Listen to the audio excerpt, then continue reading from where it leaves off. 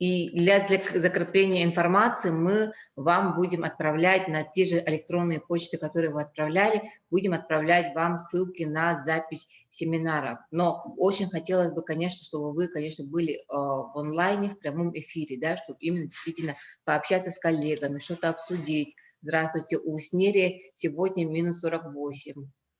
Да, Я не интересно. представляю, как вы там выживаете. Да, вот так вот.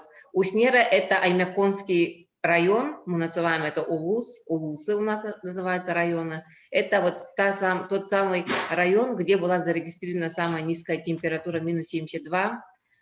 Недалеко от поселка Уснера есть поселок Аймякон, да, и вот там вот как раз-таки была зарегистрирована самая вот низкая точка. Это полюс холода. Вот.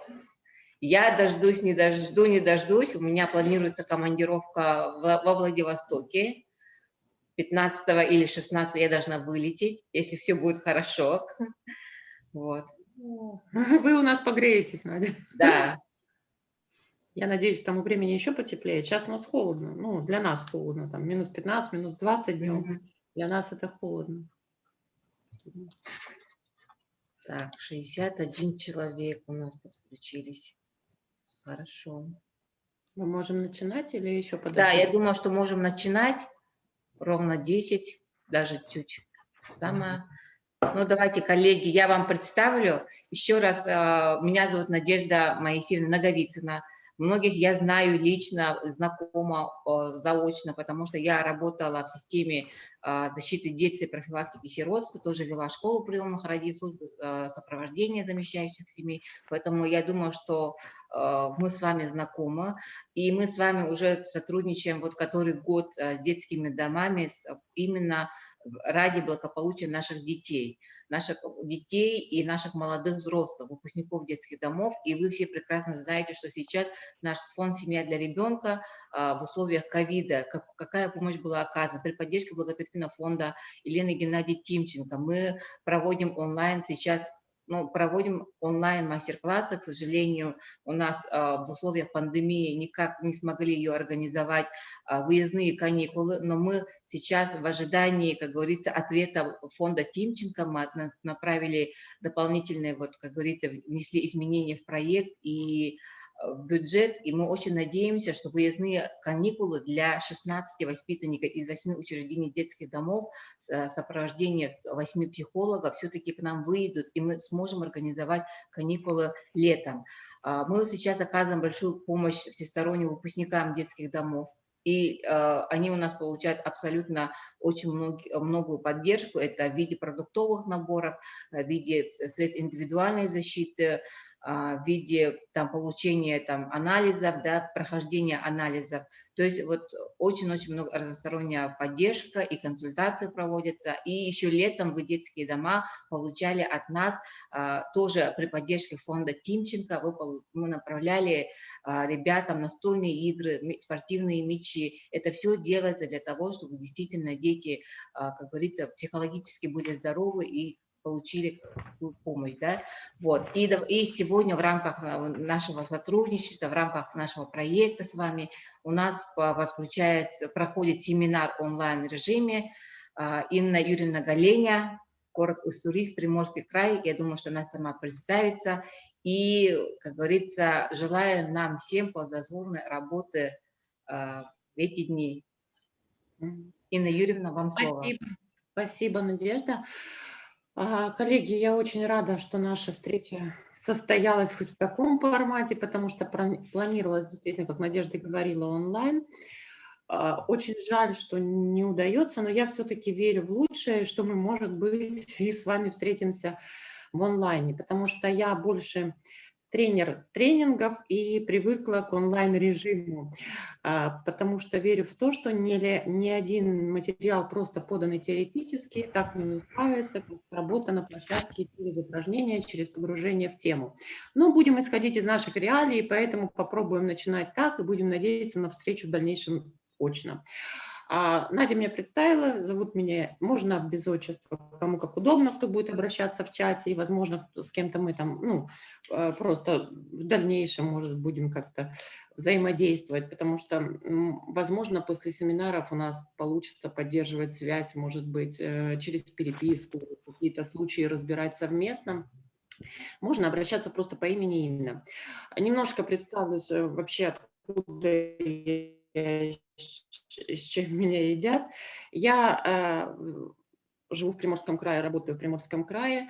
Начала работать в 98 году, 1 апреля 98 года я пришла воспитателем в детский дом и проработала в детском доме до года.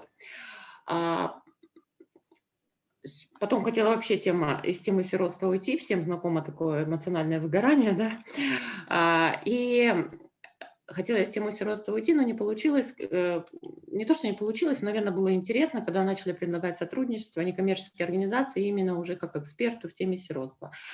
С фондом «Семья для ребенка», с Надеждой, с Ольгой мы познакомились у нас в Владивостоке на как раз-таки проекте «Каникулы с пользой», который проводил наш благотворительный фонд «Флат Мама» для воспитанников детских домов и специалистов.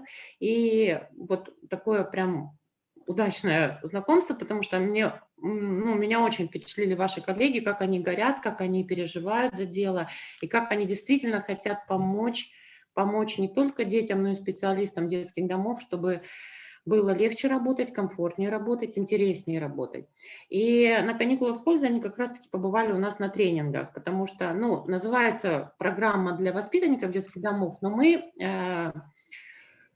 всегда работали и со специалистами. Почему? Сейчас объясню. Вот проведу параллель, чтобы было понятно. Очень часто к психологу приводят ребенка, семьи, даже благополучные, да, и говорят о проблемах с ребенком. И когда психолог отвечает, я вам не смогу починить одного ребенка, что нужно все-таки как-то и работать и с семьей, и с отношениями в семье. Многие родители удивляются, но это действительно так. Невозможно починить одного ребенка.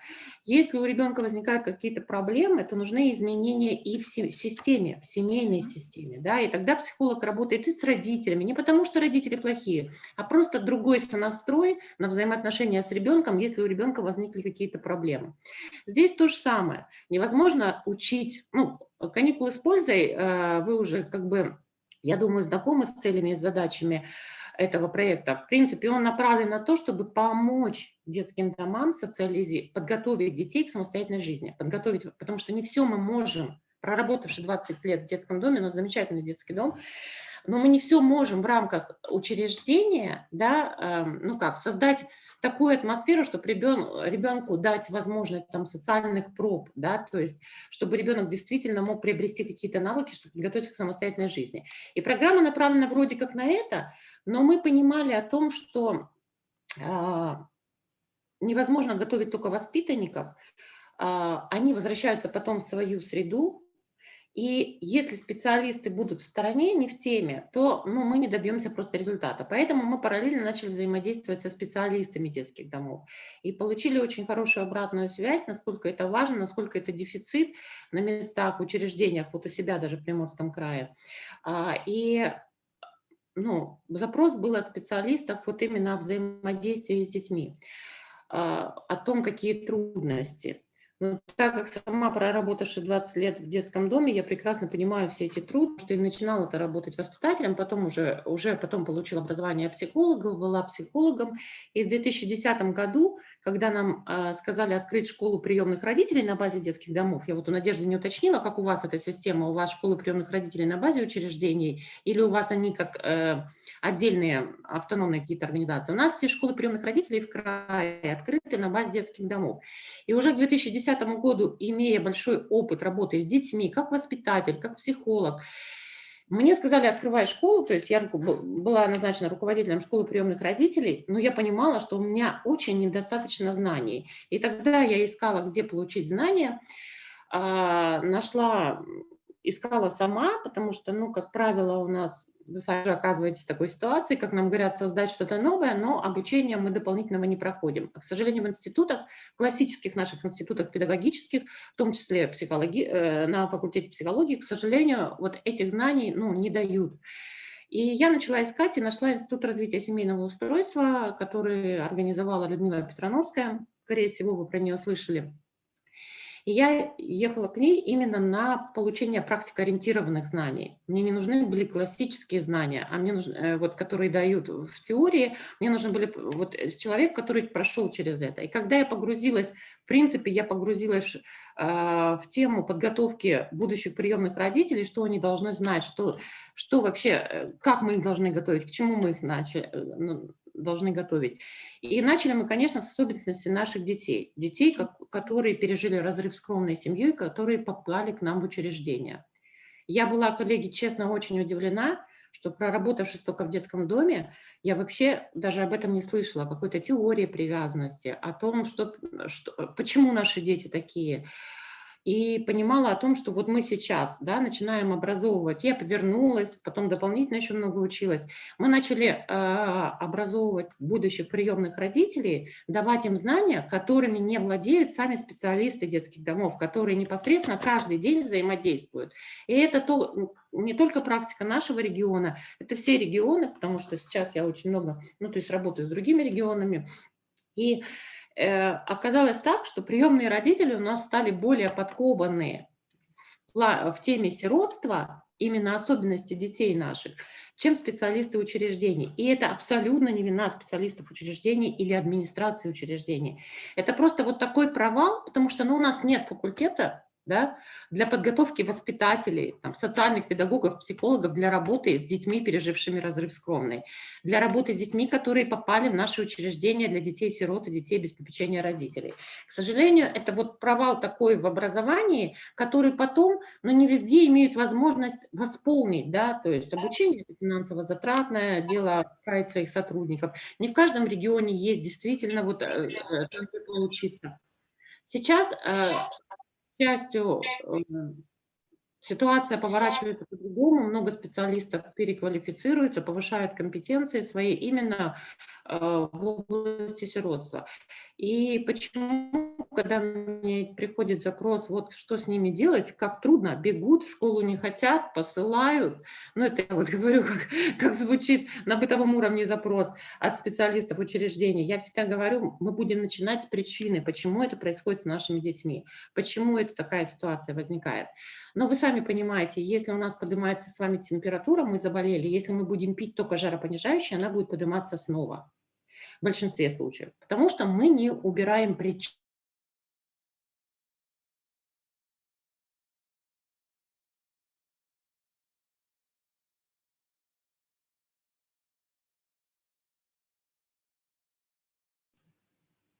Коллеги, к сожалению, меня выбило, как я поняла, да? Сейчас извиняюсь. Всё. Да, мы вас видим, слышим.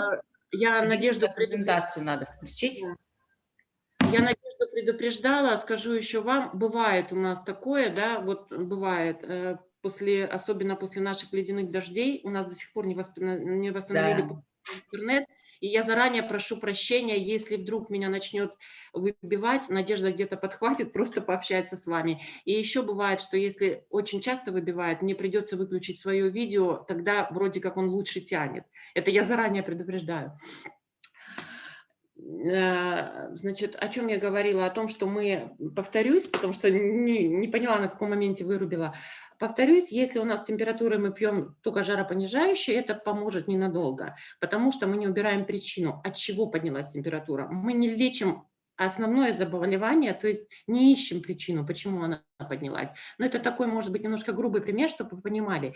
И сколько бы мы не старались с нашими детьми работать, если мы не знаем причину, почему он так себя ведет, мы не сможем выстроить нормальные отношения или не получим долгосрочного результата. Он сейчас прекратит то, что вы не хотите, или он сейчас пойдет в школу, а завтра он снова не пойдет. Поэтому или там те же побеги, да, они будут повторяться раз за разом.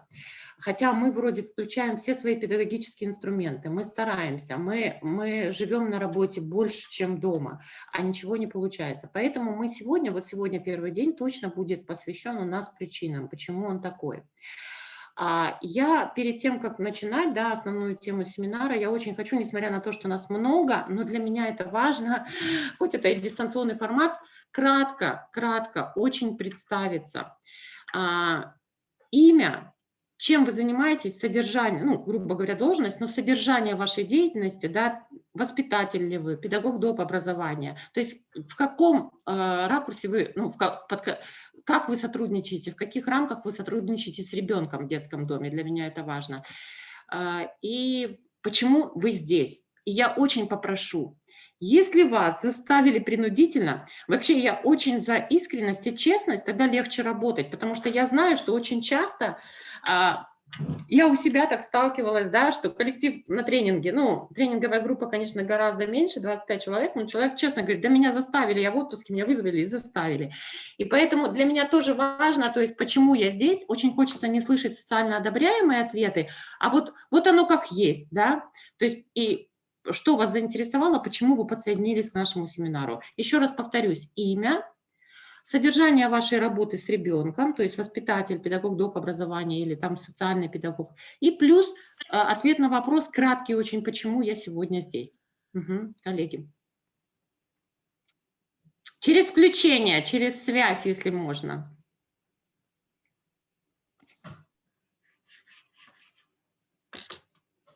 Надежда? Надежда? Надежда отключилась.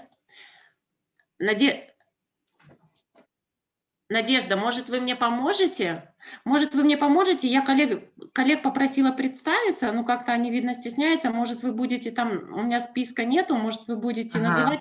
Для презентации я не вижу весь экран. Называть коллеги, можете включить микрофон и кратко себя представить. Кто вы, кем вы работаете, в каком детском доме, сколько лет? Или можете написать в чате, я могу это зачитать. Ну, хорошо было бы, чтобы вы включили... Надя, сейчас все начнут в чат писать. Здравствуйте, я из Верхонегринского улуса. Терентьев Харламп Николаевич, воспитатель детского дома. Почему вы здесь? Скажите, пожалуйста. Кратко. Что вас заинтересовало? Опыты других коллег узнать надо.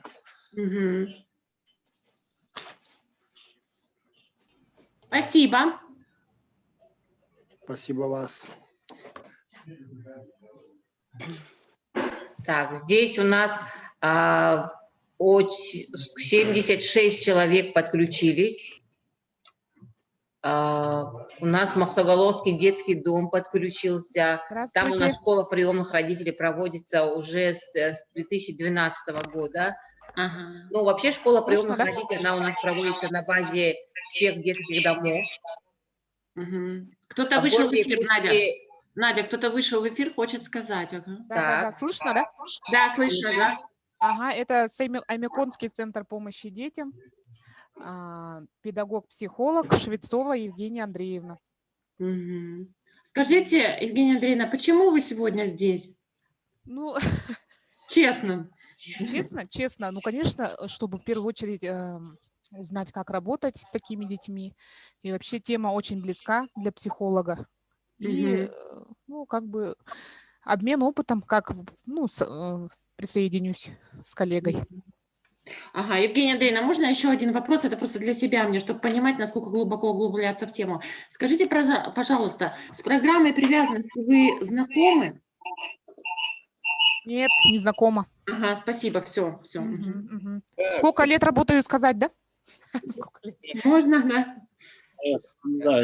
Я второй раз, да, как сказать? Ну, в общем, 6 лет я работаю, 6-й год пошел.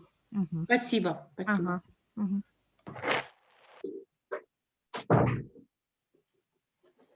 Спасибо, коллеги. Кто еще? У нас много. Добрый день. Мгм. Приветствуем участников семинара Хангаласского центра помощи детям. У нас здесь Спасибо за видео.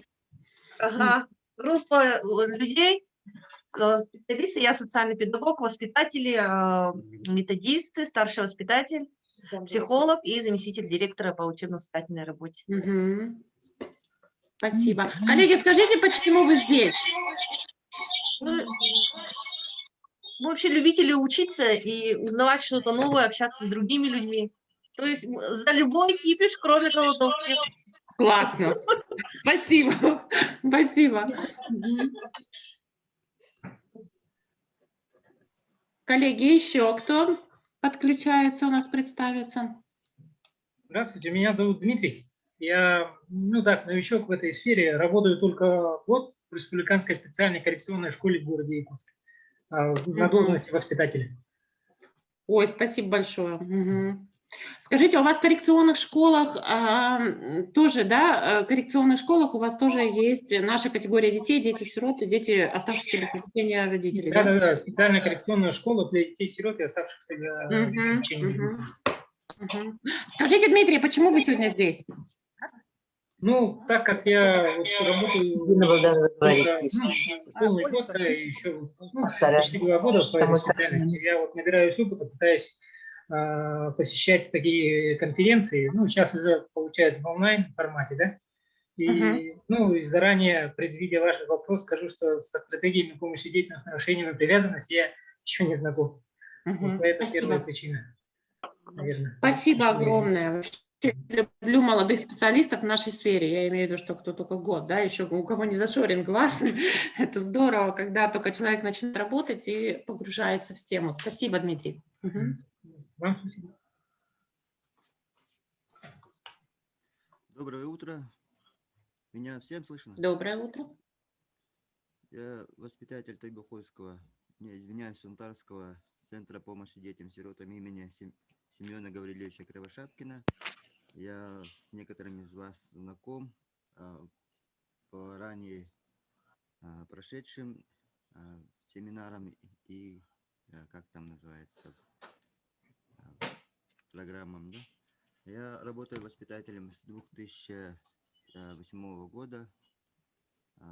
Ну, как сказать, в этой онлайн-конференции я из-за чисто, как сказать, интереса. Спасибо. Спасибо огромное. Коллеги, кто еще? Здравствуйте, можно?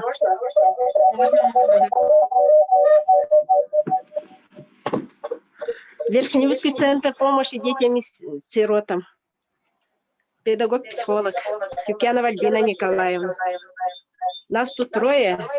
Мы на компьютере сидим, не можем включить там звук, поэтому я через телефон вышла. Ага, спасибо.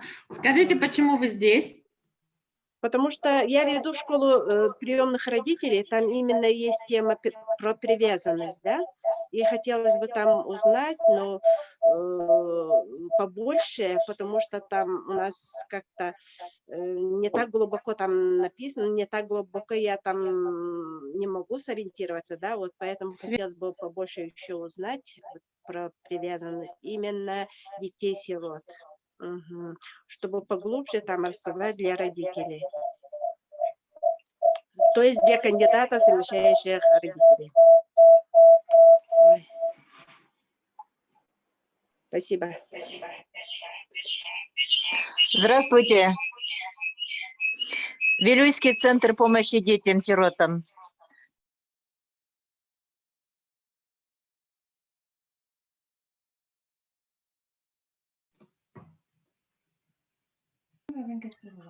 О, включен.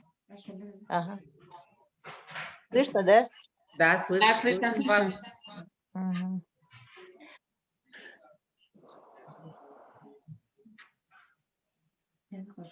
Инна Юрьевна, вы здесь? Да, я здесь. Ага, хорошо. Здесь, ага. Ага. Коллеги, слышно вас? Слышно? Ага. Так, почему я здесь? Ну, я думаю, для педагогов, психологов, которые работают в детских домах, эта тема, конечно, очень злободневная и очень нужная, и поэтому я здесь. Хочу побольше узнать о привязанности. И вообще мы часто сталкиваемся с такими случаями. И хотелось бы подучиться у вас и у других коллег. Спасибо огромное. Спасибо. Коллеги, кто еще? У кого удалось подключить звук? Ну вот в чате написали, что с нами присутствует центр «Вектор». Это один из как бы центров помощи детям-сиротам, который находится как раз в Южной Якутии, далеко от нас.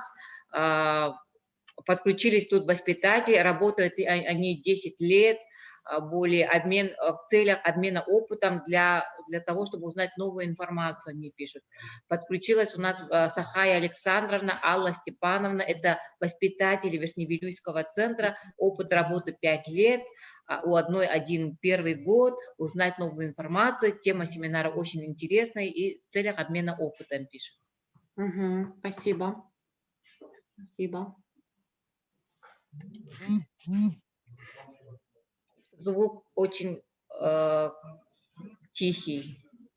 А кто-то вышел на связь, да? Да, Ольга Иннокентьева тут написано. Так, у нас... Ольга Иннокентьевна, ага, написано. Ага. Вилюйский центр, социальный педагог службы сопровождения Федорова Анна Александровна, работает в учреждении первый год и хотелось бы узнать новую информацию. Тема очень интересная, пишет. Анна Александровна, здравствуйте. Спасибо вам за комментарий. Ольга Иннокентьева, Ольга Леонтьевна тут пытается, но мы из-за звука вас пока не слышим. Так, надо будет там увеличить звук. И пишут также у нас в чате Сахаяна Иннокентьевна, воспитатель Сунтарского центра. В 2015 году прошли школу, курс, семинар по проведению школы приемных родителей в Якутске. Да, в Якутске у нас мы проводили вот обучающие семинары тренеров, чтобы они на местах проводили школу. И вот как раз-таки она прошла это в 2015 году. Работает, а так с 2005 года, то есть уже 16 лет в системе. Спасибо.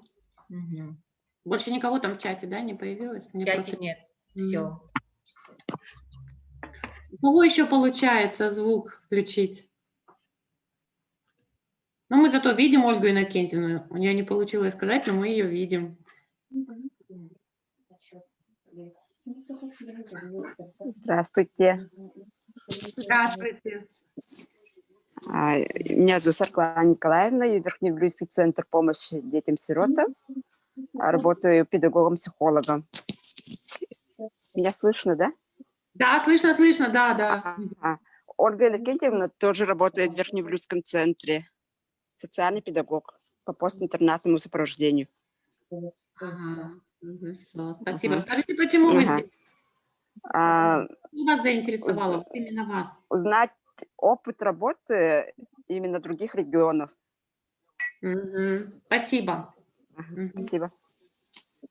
И один вот тоже сообщение пришло в чате. Вилюйский центр, социальный педагог, служба сопровождения работы с выпускниками центра, опыт работы 1,5 года, в целях знакомства с опытом других педагогов, приобрести навыки работы с детьми.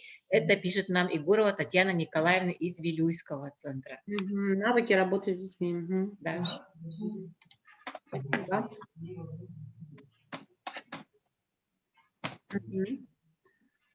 Здравствуйте. Здравствуйте. А вы нас видите? Видим, слышим. Да, мы из Верхневилюйского центра. Здравствуйте, с вами мы знакомы. Да. Да. Очень приятно всех видеть.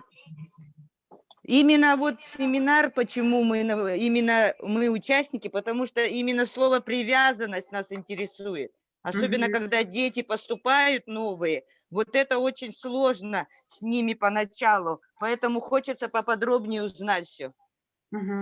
Спасибо, коллеги, спасибо. Да, Очень- Елена Васильевна и Марфа Николаевна. Спасибо. Мгм.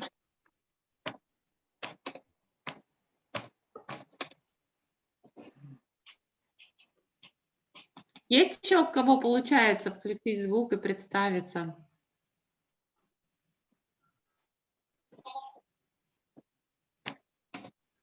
Надя, в чате ничего не появилось?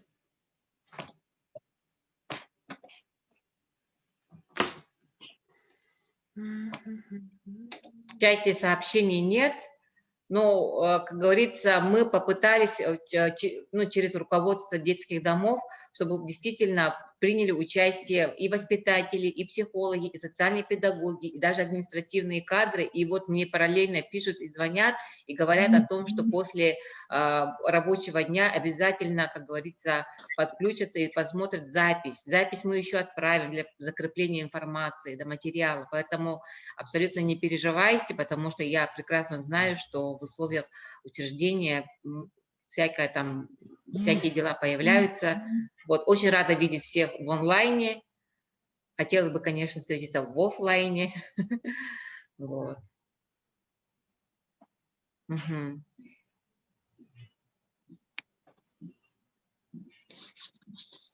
Я предлагаю, пока никаких сообщений нет, а вот поступила Ольга Владиславовна, социальный педагог Сунтарского центра, стаж работы 14 лет, в целях обмена опытом, для того, чтобы узнать подробнее о работе своих коллег, хотя бы так увидеть своих знакомых. Прекрасно. Прекрасно, хотя бы так увидеть своих знакомых. Да. Ковид внес свои изменения в нашу жизнь. Есть еще кто может выйти на связь, представиться?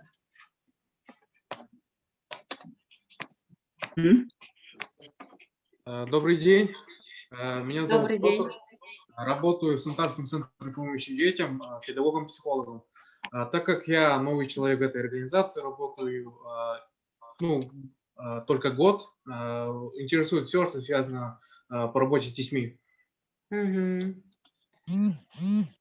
Спасибо. Спасибо. Кто-то еще, да, по-моему, там выходит на связь. Доброе утро. Ефремова Софья Елизаровна. Я работаю в Центре помощи детям Махсагуллах. Стаж работы 12 лет. Прям так. Почему здесь, Софья Елизаровна? Почему здесь? Ну, я работаю с детьми, и я хочу все узнать. Новое. Хорошо. Спасибо.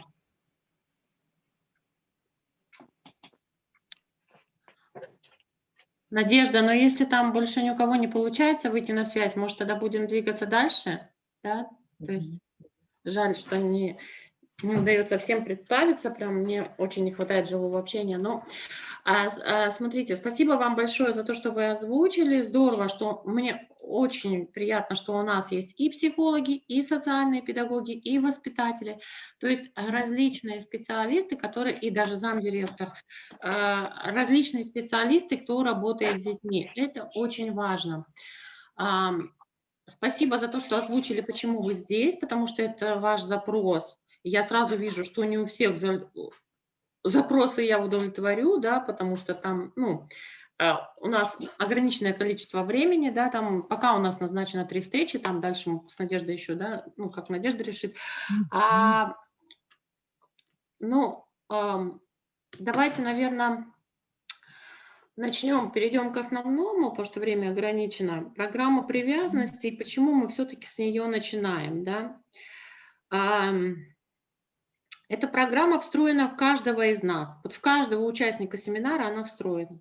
В каждого ребенка, который поступает к нам в детский дом, она встроена. Я называю по-старому, извините, детский дом буду называть. У нас тоже это уже не детские дома, а Центр содействия семейному устройству у нас край называется. У нас единое название у всех учреждений – Центр содействия семейному устройству. Это бывшие детские дома. И ну, где-то, может быть, во время там рассказа я буду говорить детский дом, это вот как-то по-старому. А, И каждого ребенка, который приходит к нам в учреждение, который лишается там, или родители лишены, или ограничены, или временно по трехстороннему соглашению помещается в учреждение, абсолютно в каждого ребенка эта программа встроена, в наших детей, в наших внуков, поэтому мы не можем о ней поговорить, потому что главная как раз-таки причина поведения наших детей, почему они такие, почему их постоянно сравнивают там в школе с домашними детьми, почему общество постоянно списывает все на наследство.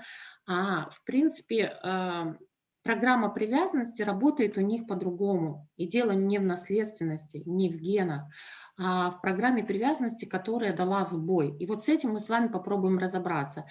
Но чтобы перейти прям плотно к травмам привязанности, нам надо сначала с вами проговорить про здоровую привязанность, то, как она должна быть. Невозможно говорить завтра мы будем говорить про травмы привязанности, что мы можем делать в учреждении с ними, но невозможно сразу начать с травм. Мы должны все-таки поговорить сегодня о том, что такое здоровая привязанность, надежная привязанность, как она должна именно, ну вот как она природой устроена, как она должна формироваться, как эта программа привязанности должна работать.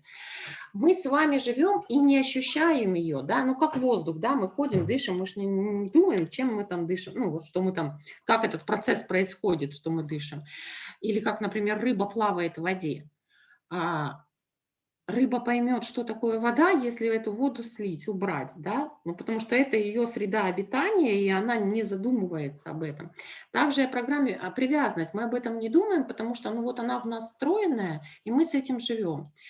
Программа привязанности, она начинается еще в утробе, и там понятно все, пуповиной связана мать и ребенок. Когда ребенок рождается, и пуповина разрезается, то программа привязанности начинает работать немножко по-другому.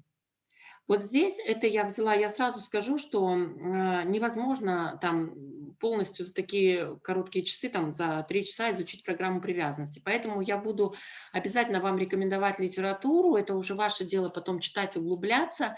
Какие-то базовые вещи мы здесь проговорим. Но вот как раз вот этот слайд, эта фотография взята из книги Людмилы Петрановской «Тайная опора». И вот здесь вот показаны все этапы привязанности. Они вам сейчас напомнят с институтов, все педагоги, да, и в институтах учили этапы взросления, да, ребенка, этапы детства у нас там от 0 до года, от года до 3, потом дошкольный возраст, младшие школьники, подростки. Но в институте мы рассматривали это больше как ведущая деятельность в каждом возрасте и не рассматривали там особо там про роль, значимую роль взрослого. Программа привязанности как раз-таки показывает, насколько все-таки роль взрослого, роль постоянного взрослого важна для ребенка. И что оказывается, когда углубляешься в эту программу привязанности, понимаешь, насколько это влияет на поведение и развитие ребенка, если наличие постоянного взрослого родителя в детстве или его отсутствие, когда ребенок растет в учреждении и идет смена персонала, да, то есть разные воспитатели, разные нянечки, если это дом ребенка, где дети до 3 лет. Смена сотрудников у нас все равно происходит. Редко, когда удается сохранить прям постоянный состав. Есть и текучка кадров, есть и какие-то производственные необходимости. Люди уходят в отпуск, на больничный, и происходит замена воспитателей у ребенка. И поэтому обеспечить постоянного взрослого в учреждении очень сложно. А в природную программу это заложено. Наша взрослая с вами жизнь, вот мы все с вами здесь сейчас состоявшиеся в том или ином ракурсе, да, кто-то реализовался и как мама, и как жена, и как специалист, или там как муж, там, например, как отец. Реализация в любом случае там в личной жизни, в профессиональной жизни есть. И это говорит. И вот о том, как мы сейчас стоим на ногах во взрослой жизни, это все корни там в детстве у нас. И все это зависит от того, был у нас постоянный взрослый, какой он был. Поэтому мы будем говорить, начинать вот с этого. И первый возраст, конечно, это... Вообще, кстати, скажу про внутреннюю программу ребенка, с чем мы с вами рождаемся, каждый из нас рождается, все наши дети рождаются. Если взрослый недостаточно внимательный, привлеку внимание его любыми способами. Если есть рядом взрослый, который заботится обо мне, я буду смело расти и развиваться.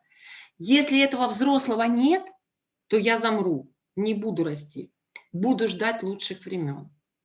Есть четвертый вариант, но я даже эти мысли стараюсь не визуализировать. Есть четвертый вариант. Если нет этого постоянного взрослого, который обо мне заботится, ребенок не просто может замереть и отставать в развитии, он просто может умереть от этого. И такое было. Есть понятие детская депрессия. И такие случаи есть зафиксированы в медицине. Смотрите, суть самой программы привязанности, она состоит, это путь в самостоятельную жизнь. Чем больше мы ребенка напитываем в детстве заботой, тем самостоятельней и независимый он будет выходить в самостоятельную жизнь. Вот ошибочное мнение, когда говорят, что когда ребенок получает очень много тепла, ласки, заботы, он слишком занеженный и потом не может самостоятельно жить. Программа привязанности говорит совсем о другом. Если ребенок в детстве, его качали на руках, говорили приятные слова, жалели, когда ему больно, заботились, когда он болел, то во взрослой жизни, ну и вообще в период взросления, уже в более старшем возрасте, он сможет это отдавать. Если я этот опыт не получала, если обо мне никто не заботился, если меня то покормят, то нет, я про наши семьи, наших детей, да, вы поняли, или я попала в учреждение, а там кормят, но по часам, да, ну потому что так устроена система, то, скорее всего, я не смогу потом успешно, самостоятельно стоять на ногах. Я тоже буду зависеть от других. Я не смогу... Самое главное, что если я не имела этого опыта в детстве, я потом вообще не могу справляться со стрессами. Поэтому суть программы привязанности, повторюсь, это вот путь от полной беззащитности и полной зависимости от взрослого, вот полная зависимость от взрослого в детстве, до самостоятельности и независимости. С чего вообще работает, формируется программа привязанности? Пуповину разрезали, и первые месяцы родители прислушиваются. Мы будем сравнивать опыт, да, в семье и что у нас в учреждении.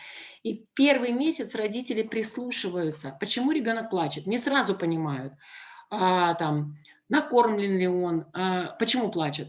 Он проголодался или он хочет спать? Да? То есть вот у меня сейчас внучка 9 месяцев. И я видела, как первый месяц дочь пыталась приспособиться и посмотреть, что же она плачет, что ей не хватает. Еще не очень понятно. Потом уже к 2 месяцам где-то родители учатся, да, так, пора спать по времени, это он плачет спать, или пора кушать, или подгузник уже нужно менять. И ребенок подает сигнал. Как ребенок в этом возрасте может подать сигнал, что ему плохо и некомфортно? Только заплакать. И крик ребенка, он настолько действует на мать. Вы помните, что мамы молодые, которые... первый ребенок, они переживают, как бы ночью его услышать, да, или проснуться, дышит, не дышит. И вот они понимают, что там невозможно проспать, да, то есть потому что ты чувствуешь своего ребенка, и потому что ребенок обязательно подает сигнал, когда ему плохо. Ребенок подает сигнал, родитель приходит, удовлетворяет потребность, кормит или переодевает, да, все стало хорошо, ребенку хорошо, но потом возникает новая потребность, да, например, он сытый, но тут ему захотелось спать, и он снова подает сигнал. И это вот такое колесо заботы. И повторяя изо дня в день, и за день, представьте, сколько к грудному ребенку мама подходит, да, ребенок научается, он понимает о том, что когда ему плохо, он подал сигнал, подошел взрослый и удовлетворил потребность, и ему хорошо. И вот это вот колесо заботы крутится изо дня в день, и вот таким образом формируется привязанность, идет формирование привязанности. Вот отсюда мне плохо, постоянный взрослый, мама и папа, да, удовлетворяют мои потребности. Что, если сравнить с семьями, где наши дети воспитывались, вот у нас есть и соцпедагоги, но я надеюсь очень, что и воспитатели знают личные истории своих воспитанников. Как вот хочется, чтобы кто-нибудь включился, сказал зал, как вы думаете, и вообще был ли в вашем опыте прям ребенок из совсем благополучной семьи? Как вы думаете, вот это колесо заботы вот так работает без сбоев в семьях наших детей, наших воспитанников?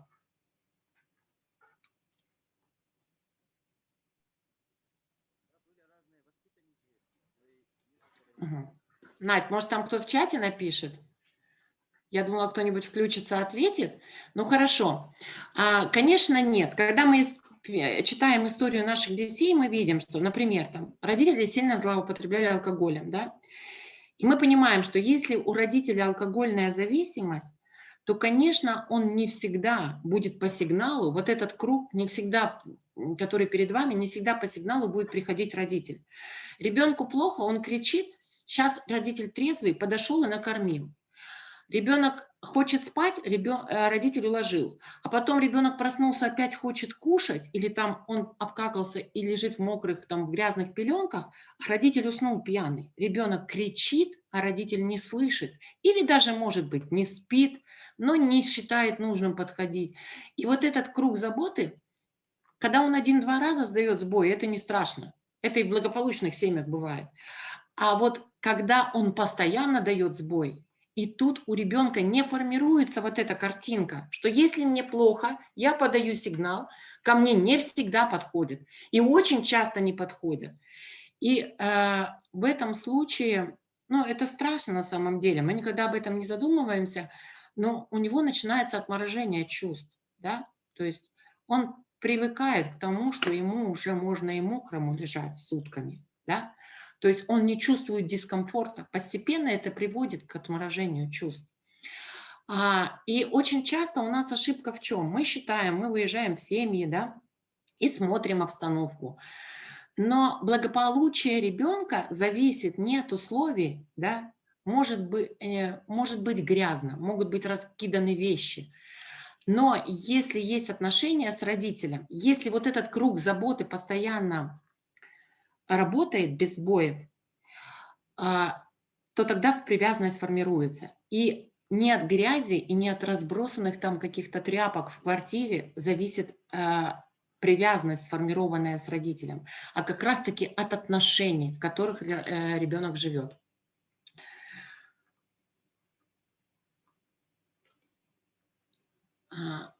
Что еще очень важно при формировании привязанности от 0 до года? Это позитивное отзеркаливание. Что такое позитивное отзеркаливание? Чтобы вас, ну, как можно меньше терминами загружать, я постаралась так, чтобы минимум терминов было. Это когда мы с вами подходим к маленькому ребенку и постоянно вспомните, да, у кого есть дети или там у кого нет еще собственных детей, но есть у кого-то у родственников. Когда мы подходим, там, переодеваем его или просто разговариваем, мы постоянно ему говорим, как его зовут, мы обращаемся по имени, мы говорим, мальчик он или девочка, мы хвалим его, мы делаем комплименты, мы говорим, какой он хороший. И это тоже в течение дня взрослый, который заботится о ребенке, мама, она делает это постоянно, но уже не замечая, на автомате, включается автопилот. И вот это и называется позитивное отзеркаливание. Ты улыбаешься ребенок, ребенок тебе. Это уже начинается ближе к 6 месяцам и дальше. Вот это фундамент жизни ребенка. И мы об этом тоже не задумываемся. Потому что ребенок через вот это позитивное отзеркаливание получает установку. Я существую, и это уже хорошо. Все. Он с этой установкой живет. Он еще не может это выразить словами, но в него это впиталось. Потому что ежедневно с ним общается его заботливый взрослый, постоянный взрослый. Не каждый день новый, а постоянный взрослый. И вот эта установка, она работает с нами вот во взрослой жизни потом. Вспомните, когда вы заходите к руководителю, например, к примеру, да, вас вызывают к руководителю. Вы понимаете, что-то какое-то, неприятность случилась в группе вашей. Что-то там воспитанник натворил. Вас вызывают к руководителю.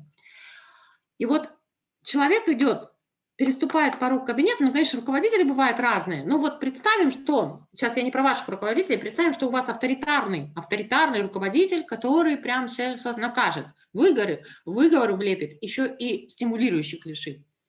Вот человек, у которого было позитивное отзеркаливание, у которого хороший фундамент в жизни, он заходит к руководителю через порог кабинета, он не трясется от страха, потому что у него установка «я существую, и это хорошо». Да, ну у всех бывают, да, косяки в работе.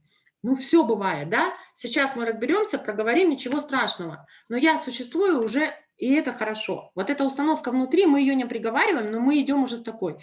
Если у меня этой установки нету, то в результате я буду с низкой самооценкой, буду зависеть от мнения окружающих очень сильно. У меня будет повышен уровень тревожности, особенно в ситуации гипотетического неуспеха. Я переступаю порог руководителя, я еще не знаю, что меня там ждет. Может, он мне скажет, ну ничего страшного, давай решим проблему вместе. Но я уже наперед там ситуацию неуспеха там себе прогнозирую. И у меня установка, что ну я какая-то не такая. Вот она начинает, корни растут вот этих установок, да, когда мы... что с нами что-то не то, я не дотягиваю вечно до какой-то рамки, да, то есть до какой-то планки, от меня все ждут большего, а я не дотягиваю. Вот эта установка идет отсюда, она отсюда начинается. Вот если позитивного отзеркаливания нет, или его недостаточно было, в каких семьях это может быть? Ну, это вот как раз-таки в наших семьях, да, где мама, например, злоупотребляет алкоголем, но не до разговоров есть с ребенком. Она, бывает, накормит его там, подгузник поменяет, но разговаривать, какой он хороший, ну, ей некогда, и не будет она. Ей надо на стакан себе заработать где-то и похмелиться. Поэтому, или вообще нет, да, то есть, если к нам ребенок в учреждение поступает с дома ребенка, с дома малютки, я не знаю, к сожалению, как у вас называется, что-то я у Нади забыла уточнить, как у вас называются эти учреждения. У нас дом ребенка в крае. То, ну, бывают еще дети, которые не устроены в семью, там, да, по каким-то особым причинам, и они поступают к нам в учреждение. Какой? У нас замечательный дом ребенка. Вот у нас лично в городе, у нас замечательный дом ребенка. Я знаю главврача, безумный коллектив, они любят очень детей, они живут там.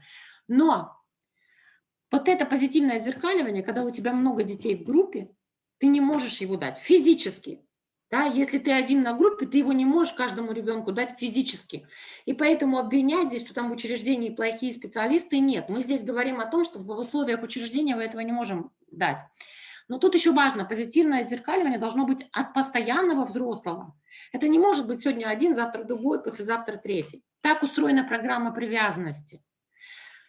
Поэтому вот здесь вы видите, да, о том, что это вот внизу я написала то, что происходит с ребенком, когда этого позитивного зеркаливания недостаточно. И вы видите, что это как раз-таки характеристика наших детей. У наших детей снижена самооценка. У наших детей очень повышена зависимость от чужого мнения. Мы часто с вами в характеристиках указываем ведомый, да, ведомый, зависит от чужого мнения, не имеет своего мнения. Вот корни начинают расти отсюда. У него в детстве не было позитивного отзеркаливания. Повышение уровня тревожности в ситуации, это вот, ну, тоже, да, то есть они у нас тревожные. Часто у нас на фоне стресса они начинают там или бежать, или что-то вытворять, или там, да, потом они, когда выходят в самостоятельную жизнь, самое главное, это, в принципе, благополучие ребенка, это когда он умеет справляться со стрессом, тогда у него все получается. А если на фоне какого-то малейшего стресса, а у нас в жизни бывает без стрессов, он начинает там увольняться с работы или там начинает заменять себе суррогатами, там, наркотики, алкоголь. Вот это как раз-таки неумение справляться со стрессом, это очень характерно для наших детей. Поэтому вот хочется, чтобы вы понимали, что причина-то вот она вот аж здесь, начинается вот здесь. Что еще характерно для привязанности, для программы привязанности именно вот от рождения до года, это как раз-таки донашивание, да, наверное, мне надо было с него начинать, донашивание, да,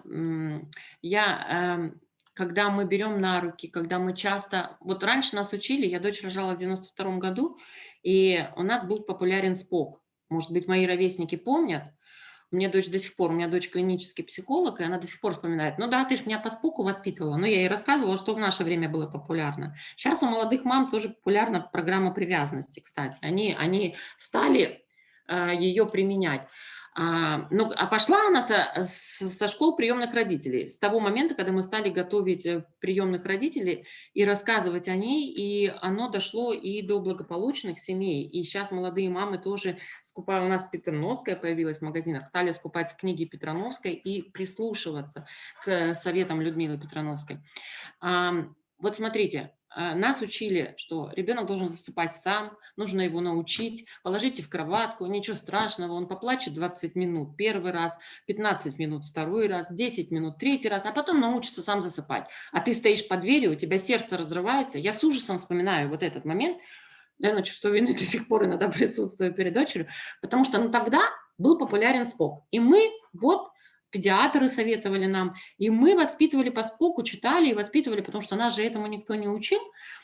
А здесь важно вот именно руки мамины, тактильный контакт. Не надо бояться сделать ребенка ручным, не нужно бояться. У ребенка потребность, если она не закрыта, он ее будет добирать где-то больше. Мы с вами, когда не доспали, нам обязательно захочется поспать.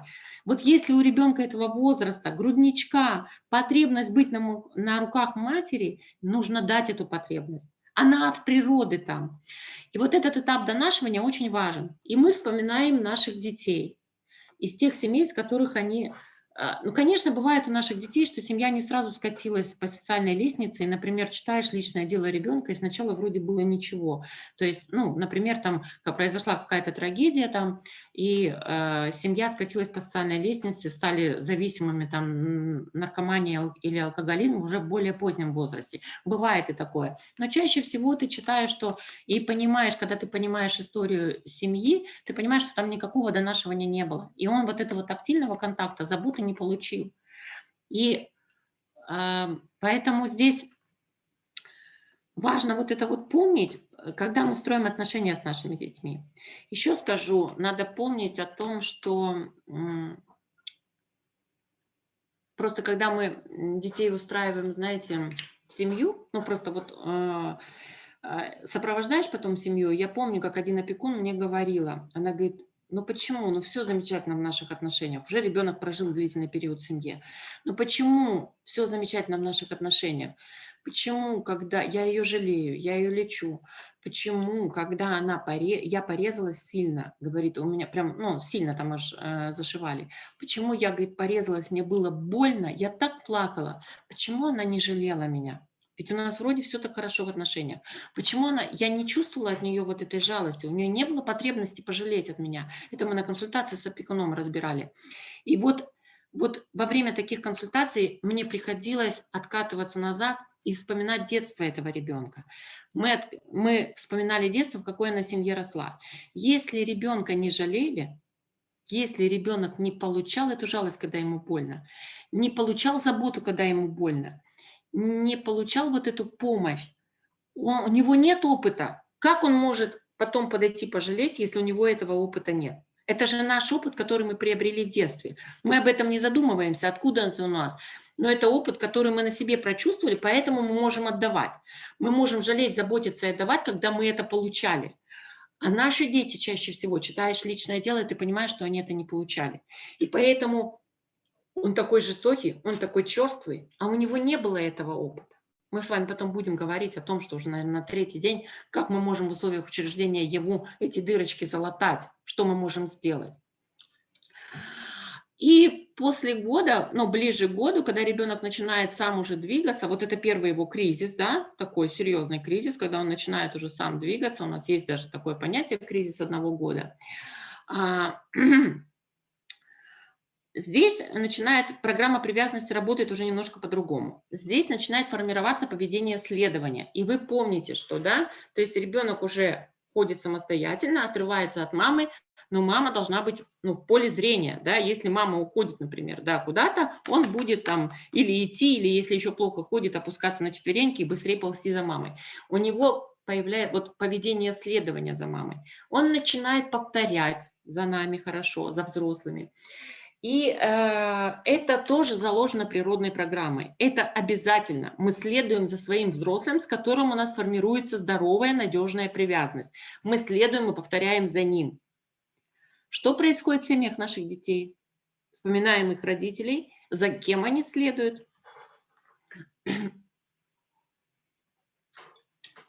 и как происходит там это, что копируют они там, да? Поэтому вот тоже об этом важно очень помнить. Еще в программе привязанности от года до 3 лет очень большое внимание уделяется фрустрации. Что такое вообще фрустрация?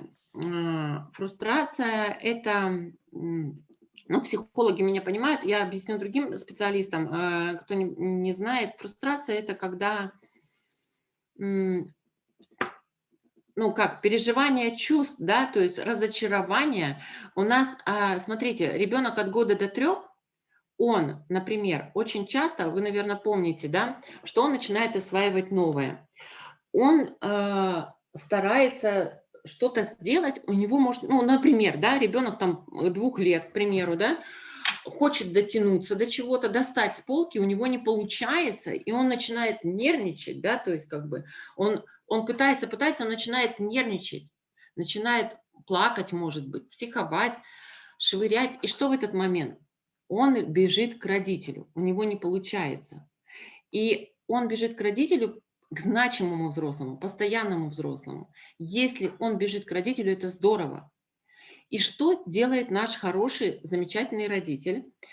Он его контейнирует. Есть такое понятие контейнирования. Контейнирование значит утешить, обнять. Это не значит, что сказать ребенку, да ничего страшного, да, ну, это, вернее, так, это не значит, что вы как бы сделаете за ребенка. Нет, вы его утешили в этот момент. Не получилось, да? Что вы дальше делаете? Вы можете ему подставить стульчик, чтобы он достал этот предмет, который он очень хотел, из-за которого он вот психанул. То есть вы не сделали за него, а дали ему возможность все-таки преодолеть это и сделать самому. И вот фрустрация, когда у ребенка постоянно что-то не получается, у него или, да, то есть как бы происходит такое, он очень хочет это сделать, а потом начинает нервничать и бросает все и бежит к вам. И вот то, что в этот момент вы его контейнируете, это здорово. Если этого не делать, если ребенок не получает контейнера для своих чувств, нет того взрослого, который обнимет, утешит, я тебя понимаю, тебе обидно, что не получилось, ну давай еще попробуем. Если этого взрослого нет, то у ребенка происходит, ну, отморожение чувств. Ну, нет взрослого, кто меня утешил, да, кто сказал, что у меня получится, надо попробовать еще. Вот это очень важная вещь, почему я на этом акцентирую внимание. Это стратегия восстановления, которая у нас потом работает с вами во взрослой жизни. Она работает потом и у подростков, и с нами, с вами, уже с вами работает в том возрасте, в котором мы сейчас с вами находимся. Вот эта стратегия восстановления, она обязательна, она нужна, она природой заложена. И поэтому вот если у ребенка не получается, и ему некому помочь и утешить, ну это действительно вот он потом, ну, не справляется с этими ситуациями. Еще что в этом возрасте, вот тоже вы видите, регресс, да, вот он уже такой вроде самостоятельный, замечательный, но когда у него происходит вот это не получается, он может регрессировать, он превращается в лялю. И иногда слышишь, как родители говорят, ну что ты прям как ляля тут разню не развесил. А это нормально. Если ребенок, когда в ситуации стресса какого-то у него происходит регресс, он откатывается назад, значит, у него хорошо сформирована привязанность. Значит, он доверяет своему взрослому, и он не боится откатиться назад. И не нужно в этот момент говорить, да что ж ты себя ведешь как маленький, уже здоровый. Нет. Регресс – это здорово, это обязательно. Регресс – это наши защитные механизмы. Вспомните себя, если мы переживаем какой-то вот сильный стресс в жизни или какое-то горе. Ведь нам хочется скрутиться калачиком, да? Нам хочется, чтобы нас кто-то прям утешил, чтобы нас кто-то вот погладил, чтобы это как раз-таки регресс туда в детство, откат туда в детство. Нам хочется, чтобы нас кто-то законтейнировал. дети, которые имели опыт этого значимого взрослого, кто их контейнировал, кто им давал возможность вот регрессировать, это здорово, потому что они потом в самостоятельной жизни, у них вот эти вот стратегии поведения при стрессах адекватные, конструктивные. Если этого не было, это очень сложно. Отморожение чувств, ребенок не умеет проявлять заботы, не умеет справляться со стрессом. Это все вот здесь заложено. Смотрите еще какой момент. В учреждении ребенок, когда поступает, и иногда бывает такое, это бывает, конечно, редко, но бывает такое, что вроде поступил ребенок такой прям, как мы говорим, с большим жизненным опытом, они прошли больше, чем мы, да, то есть как бы у них такой прям, как взрослые рассуждают, и вдруг потом, через какое-то время, через несколько месяцев, мы видим, что он превращается в ребенка. У нас так было. Один мальчишка, 7 класс, он где-то месяцев через 8, наверное, или через 9, вдруг мы увидели, что он начал интересоваться. Пришел парень, который там уже самостоятельно пытался выжить, еще кормить своих родителей, алкоголиков, и вдруг он начал превращаться в ребенка, он начал регрессировать, он начал играть игрушками. Это вот сейчас про регресс. Это здорово, потому что он начал кому-то доверять. Он выбрал своего какого-то взрослого в учреждении и начал кому-то доверять. Это очень редко, когда ребенок начинает регрессировать в учреждении, но это хороший показатель. Это точно так же, как в приемной семье. Ну вот у нас есть специалисты ШПР, поэтому, наверное, они меня поймут.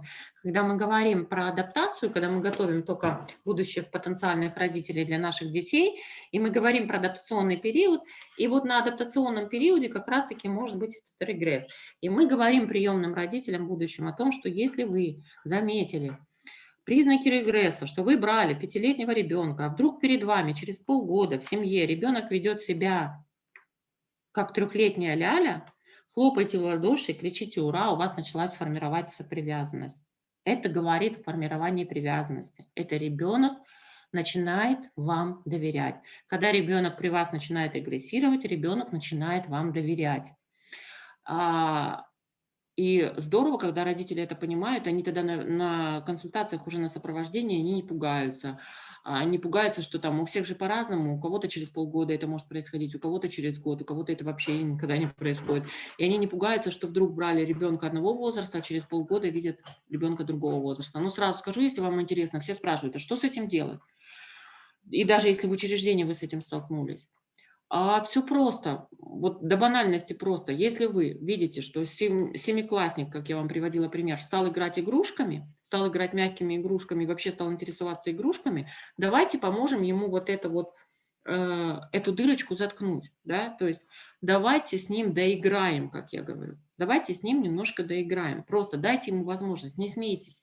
Может быть, там в группе другие дети смеются. И нужно дать возможность найти ему пространство, чтобы он доиграл. Он станет снова на свой возраст. Но ему нужно, вот как я приводила пример, если мы не доспали, нам хочется доспать. Если мы не доели, нам хочется доесть. Вот здесь то же самое, да, это бытовые примеры, казалось, но здесь то же самое. Он когда-то, много лет назад не доиграл, а сейчас начал регрессировать, ему хочется доиграть. Пусть он доиграет. Пусть он доиграет. Найдите пространство, где он сделает безболезненно, где не будут его троллить дети окружающие. Ну, потому что тоже, да, то есть подростки, они же такой народ. Вот это очень важно, что в программу привязанности от года до 3 лет входит поведение следования, следуем за своим значимым взрослым. Входит такое понятие, как фрустрация, когда ребенок не может добиться своего, не получается, но у него есть кому законтейнировать и помочь, да, и он потом добивается. И понятие такое, как регресс, когда мы откатываемся назад, не по возрасту, и ведем себя не соответствующе. Это защитные механизмы, и это хорошо, это ок.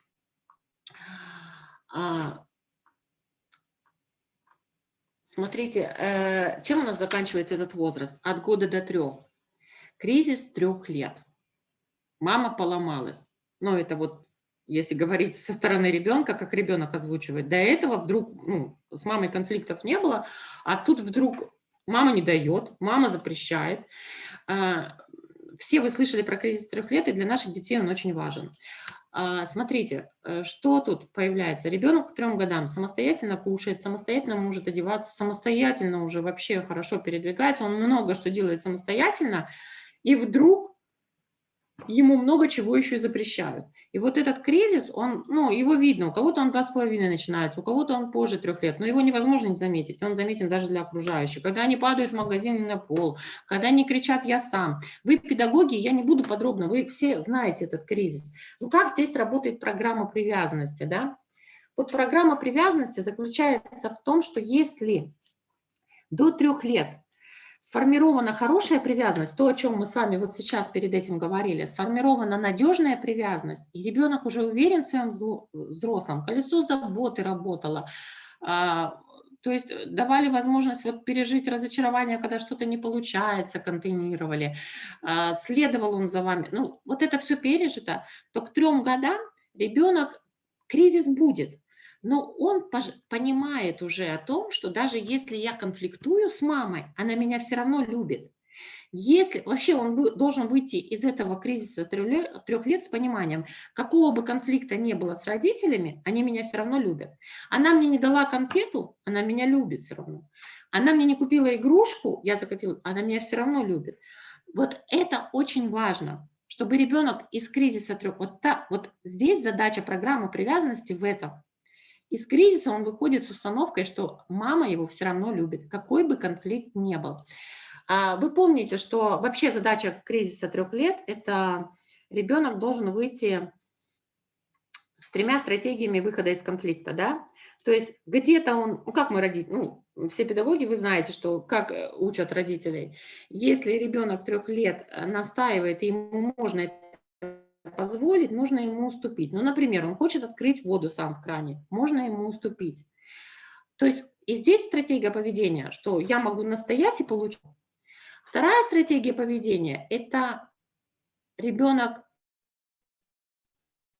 просит что-то, а родитель может запретить, если это опасно для жизни и для здоровья его. Мы не дадим ему перебегать дорогу в опасном месте, да, не по пешеходу идти, и руку не отпускаем еще в этом возрасте, когда переходим дорогу. И здесь он вырывается, тут родитель может настоять и запретить. И у ребенка тогда формируется вторая стратегия. Как не настаивай, да, то есть как бы, но есть определенные запреты и нормы. Да? И иногда нужно просто подчиниться. Я должен уступить. И здесь он должен уступить. Итак, первая стратегия. Я могу настоять, да, на своем, и у меня получается. Вторая стратегия. Как бы я ни настаивал, мне нужно уступить. И третья стратегия. Найти компромисс, когда родитель с ребенком договаривается. Поэтому здесь 3 стратегии поведения, которые он несет во взрослую жизнь. Вот опять, если мы переносим на наших детей, очень часто говорят, что они вообще не умеют, нет, даже там в характеристиках написано, психологи описывают, что он не умеет конструктивно вести себя в конфликтных ситуациях. Смотрите, кризис 3 лет. Как вы считаете, я попрошу включиться кого-нибудь, прям ответить. Кризис 3 лет, как вы считаете, он переживает в семье в своей, вот учитывая особенности той семьи, из которой у нас приходит. Ну, типичная неблагополучная семья, да, из которой пришел в наше учреждение ребенок. Он переживает там кризис 3 лет? Ваше мнение? Коллеги, может, кто-то включится?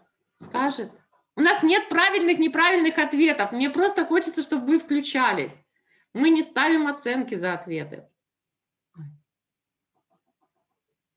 Еще раз повторю вопрос. Как вы считаете, ребенок переживает ли наш, вот, ну как сказать, ребенок, который поступает из неблагополучной семьи в учреждение, переживает ли он кризис 3 лет? Если переживает, то как? В своей семье?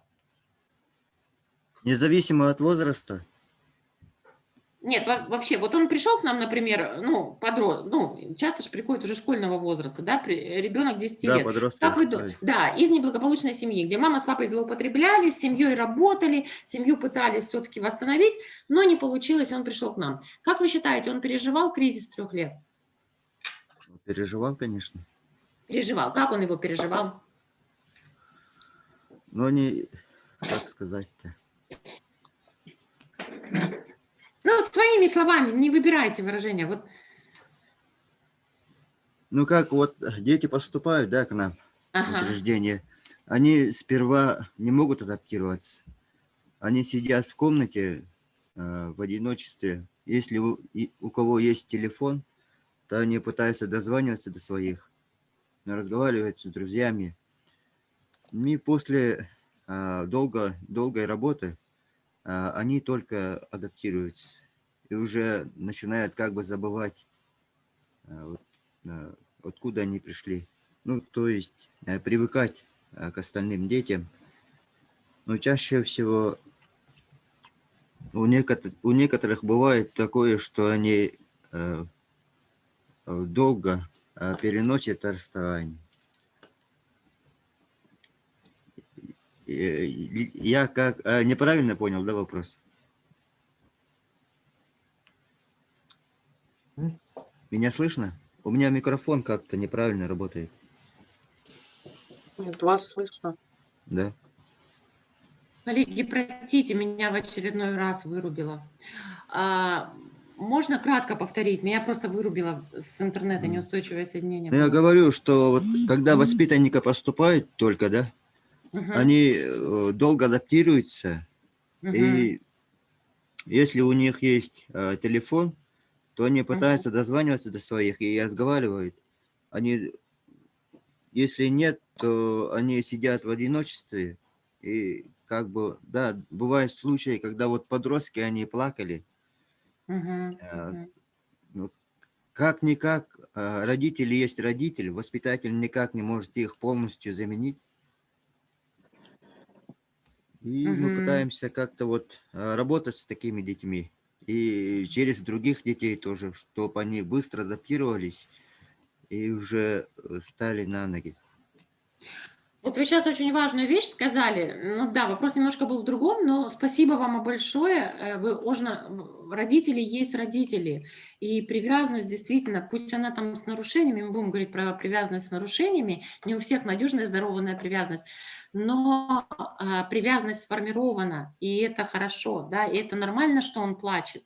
Да, это нам непонятно взрослым, да, что там было опасно, что там не на чем было спать, не было постели, нечего было есть, что он сам добывал еду, например, да, для своих родителей. Но почему он за ними плачет, да, то есть как бы, но это как раз про программу привязанности, про того значимого взрослого, да, который был, да, все равно там колесо заботы сбивалось, да, там, может быть, контейнирование он не получал, то есть не утешали его, когда у него что-то не получалось, но был тот самый взрослый постоянно, это родитель, и у него это хороший признак. Когда у ребенка вообще, почему, вот кто ведет ШПР, коллеги, они знают, почему мы говорим будущим родителям о том, что даже многие же приходят и говорят: ой, мне бы сироточку, вот прям дословно говорю, мне бы сироточку из дома ребенка, которого оставили в роддоме, который никогда не жил в семье и не знал, что такое родители с алкогольной зависимостью.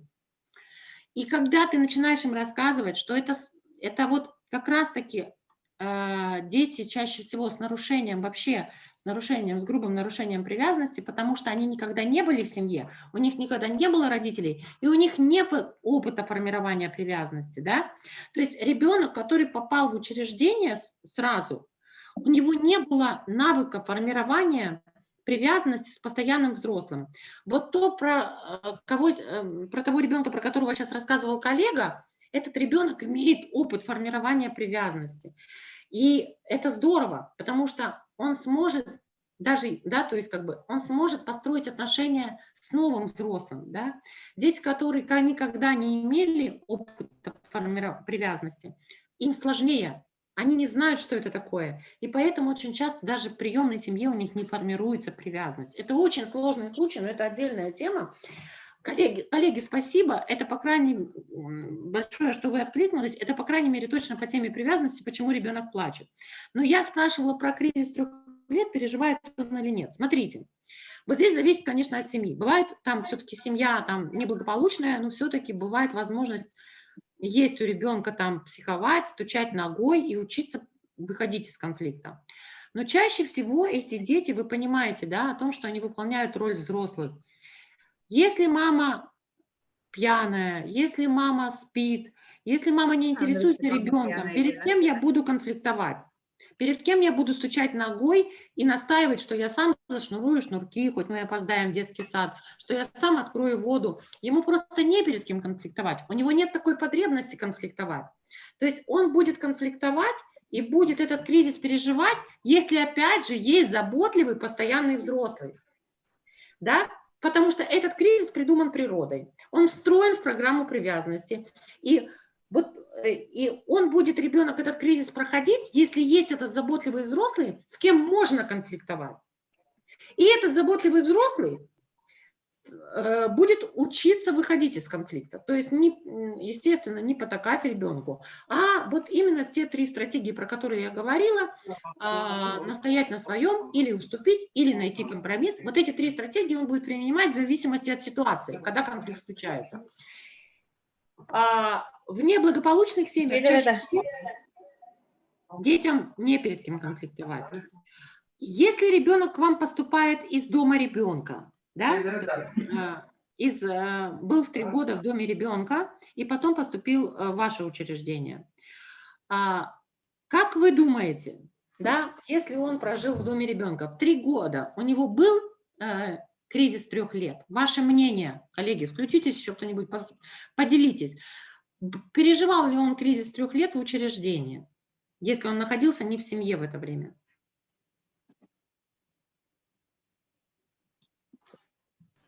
Коллеги, меня слышно? Конечно, Да, был слышно. кризис. Ага, был кризис. Поделитесь, пожалуйста, как этот кризис, может быть, из опыта, или как вы представляете, как он проходил в учреждении? Ну, вообще, Да, каждый ребенок... слышно? Алло. Да, говорите, ага. В каждой семье ребенок вообще проходит, этот кризис 3 лет. И мне кажется, что в этом учреждении тоже ребенок, прошел все равно этот кризис. Потому что кто-то, в зависимости, конечно, от ребенка, дети все разные, у кого-то просто протекает более спокойно и незаметно, а вообще в любом случае дети, они проходят этот кризис. Это же новый этап от одной ступени к другой ступени. Спасибо за ваше мнение. Есть еще мнение какое-то по этому поводу? Напомню, вопрос был, как вы считаете, проходит ли ребенок кризис 3 лет в учреждении? Для нас это важно, потому что мы будем разбираться потом с подростками. Да, говорите, коллега, говорите. Да, еще раз скажу на эту тему. Да, бывает. Я вот вопрос только понял, да? Есть такой кризис 3 лет. В корпусе, допустим, у меня воспитывается ребенок 12 лет, но он уже, который 2-й год, да?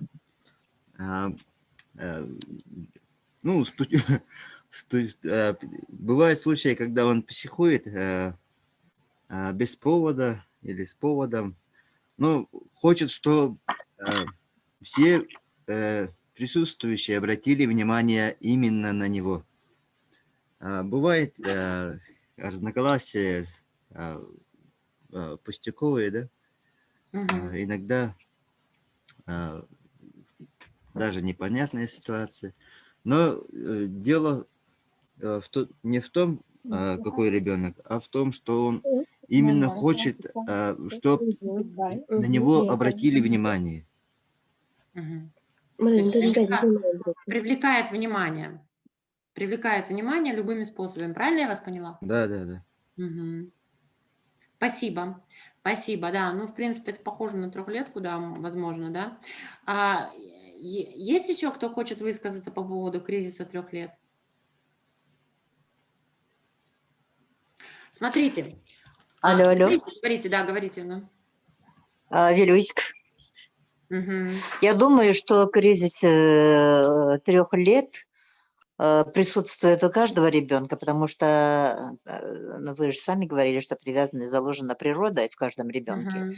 Только вот проявляется она по-разному, у каждого индивидуально. Я так думаю.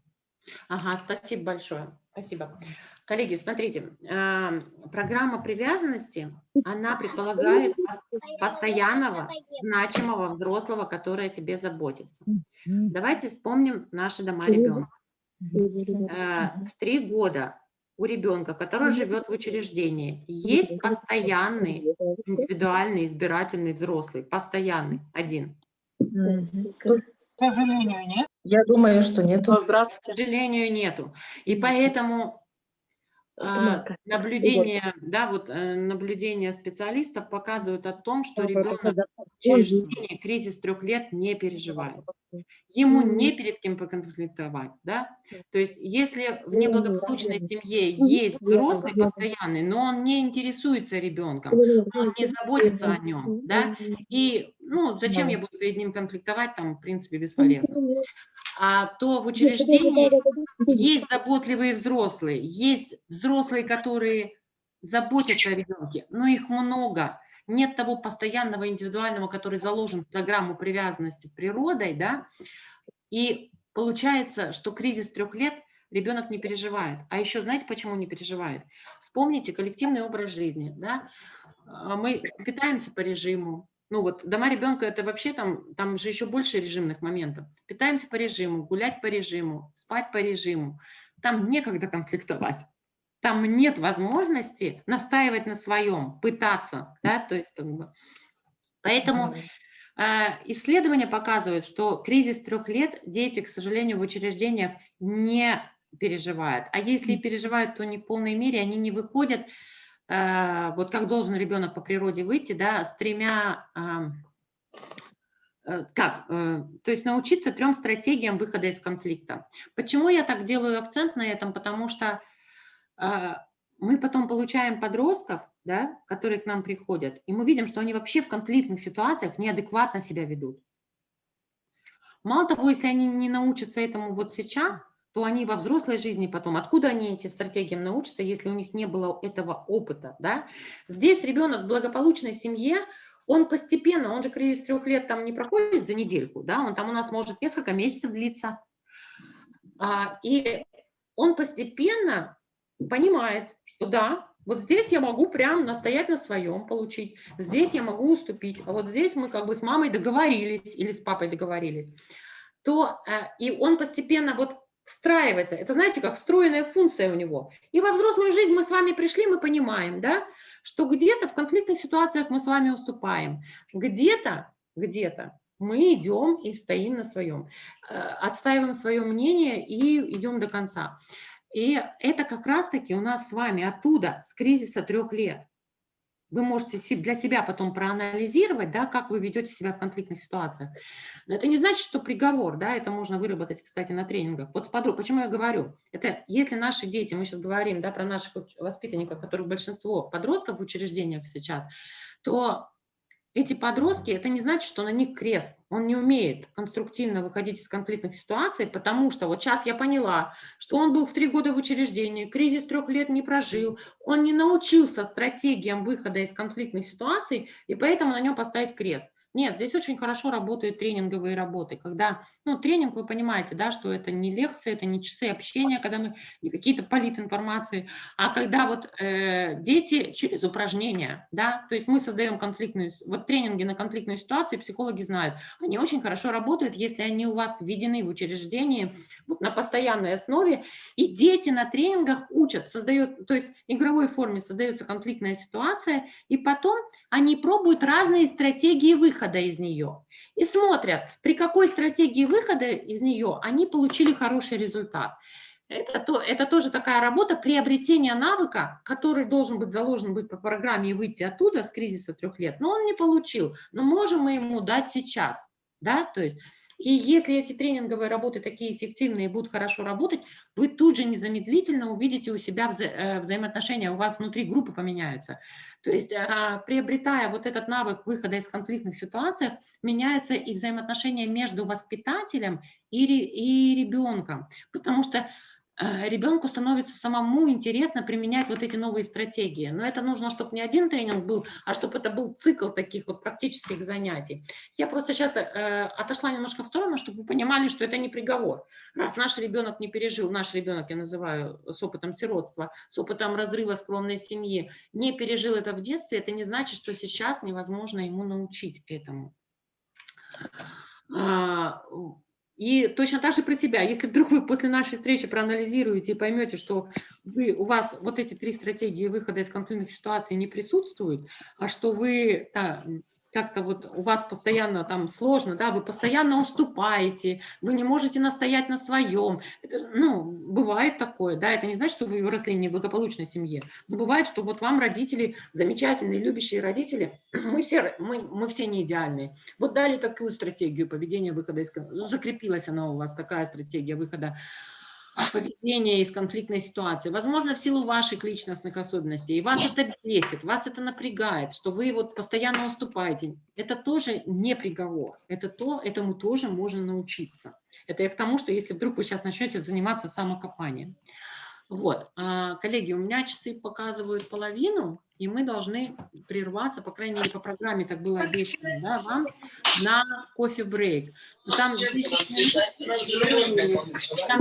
я думаю, 10 минут маловато, я предлагаю прерваться на 15 минут, мы успеем, чтобы вы успели выдохнуть, попить кофе, чай, и встречаемся здесь, на этой площадке, без 15, получается, у вас 12, у меня 14. Все согласны? Ответьте, включитесь или напишите в чате. Все согласны?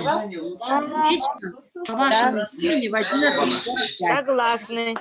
Согласны. Что, бродили лучше, чем наши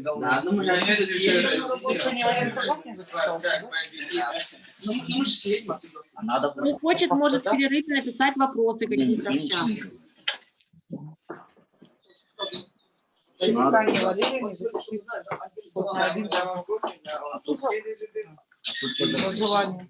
Здесь снова спальная мастерская. Я Тебя я для и так на него.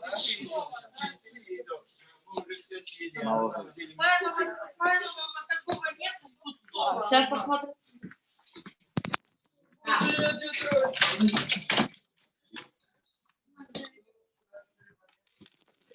Один. Есть. Ой, ровно. Спасибо.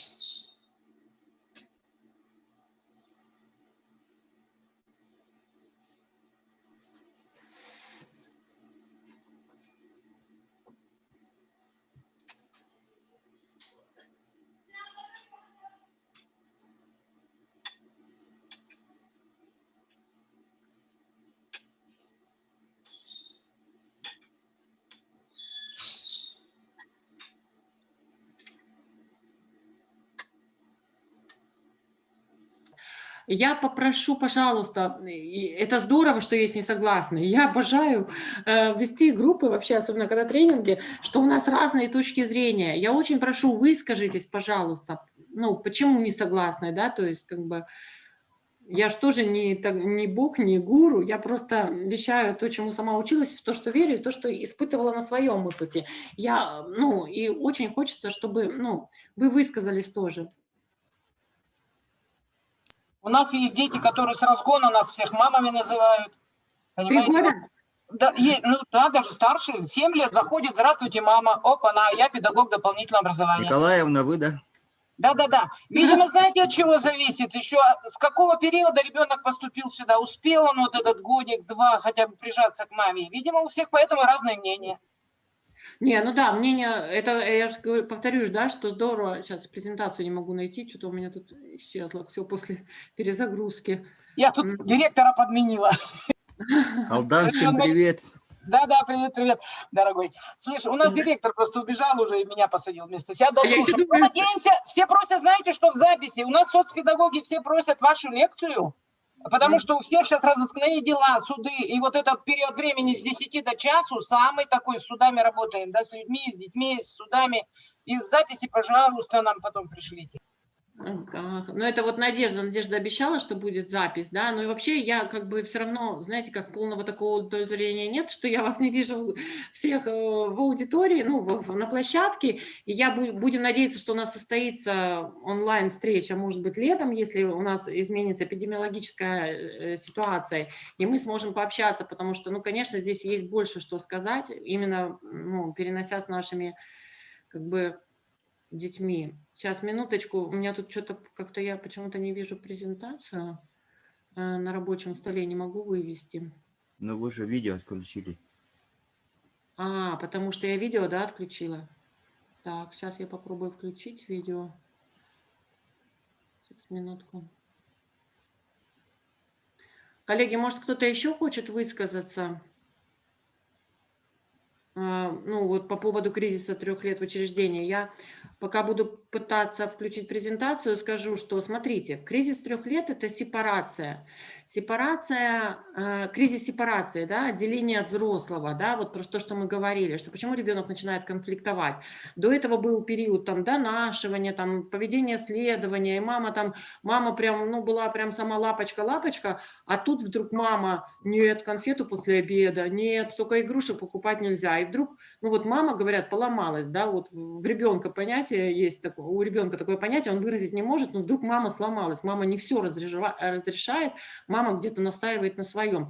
Кризис сепарации, отделение от взрослого, да, я уже много умею сам, но мне не все разрешают. И раз это кризис сепарации, то по программе привязанности он как раз-таки отделение от своего значимого взрослого. А мы говорим о том, что в учреждении этого значимого взрослого, ну, тяжело обеспечить, скажем так.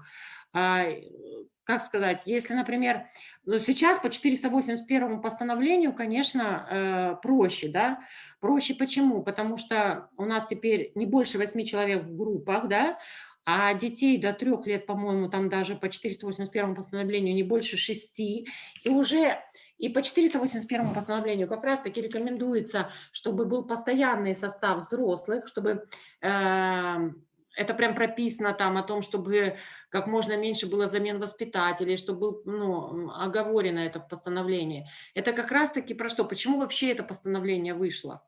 Как это постановление, мы понимаем, что всех детей невозможно устроить в семью, да, и ребенок вынужден проживать в учреждении или до устройства в семью, или до выхода в самостоятельную жизнь.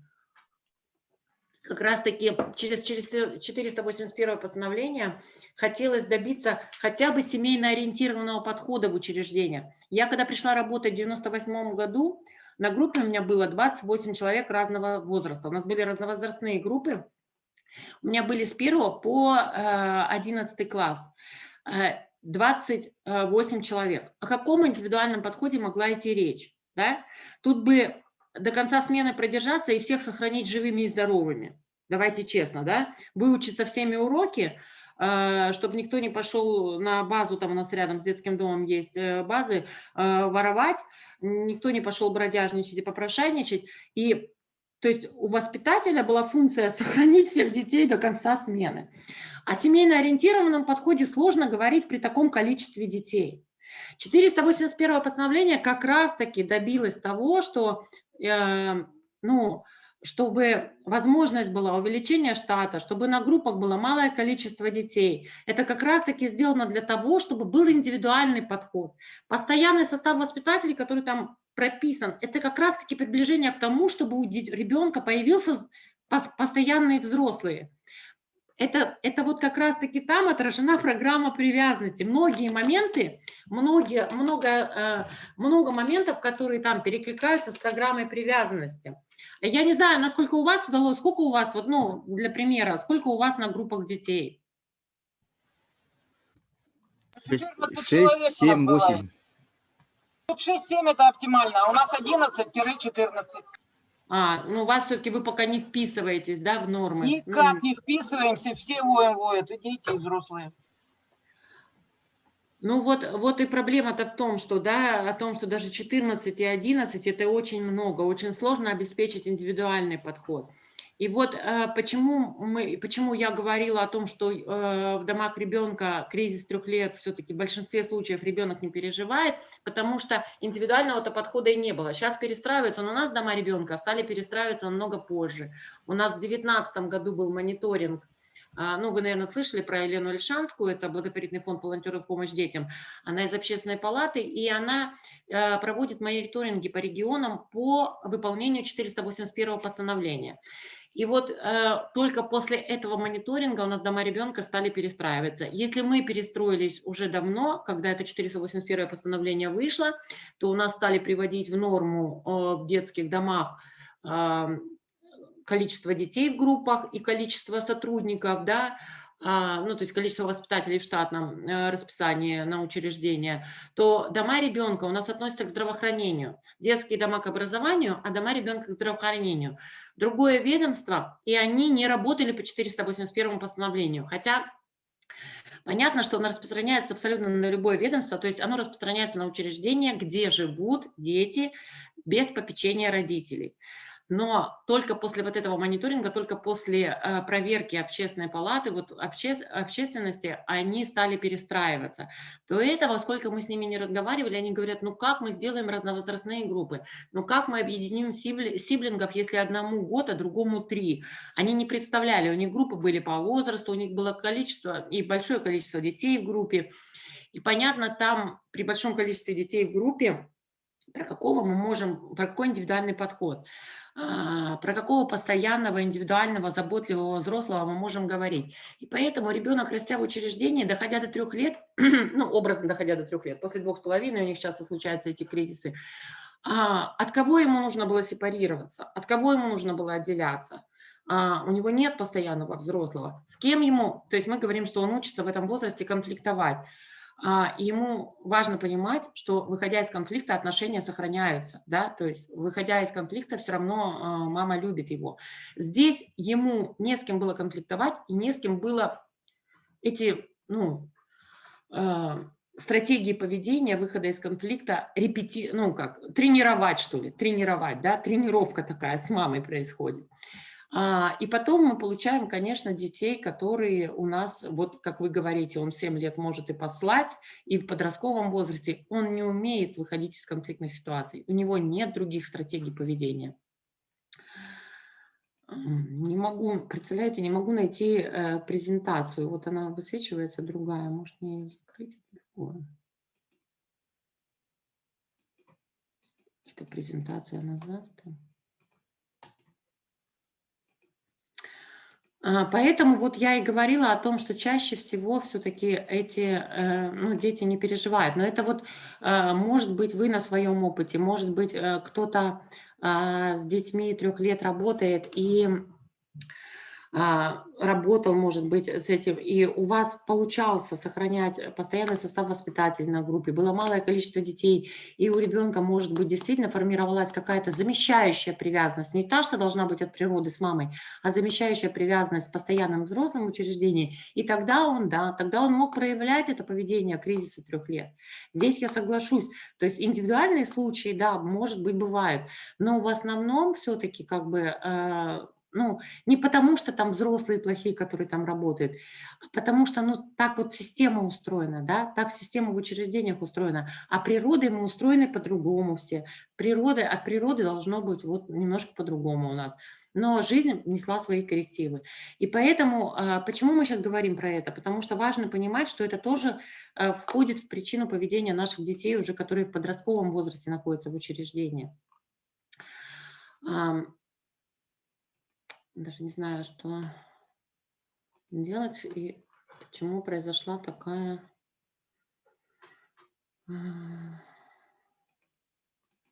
ошибка.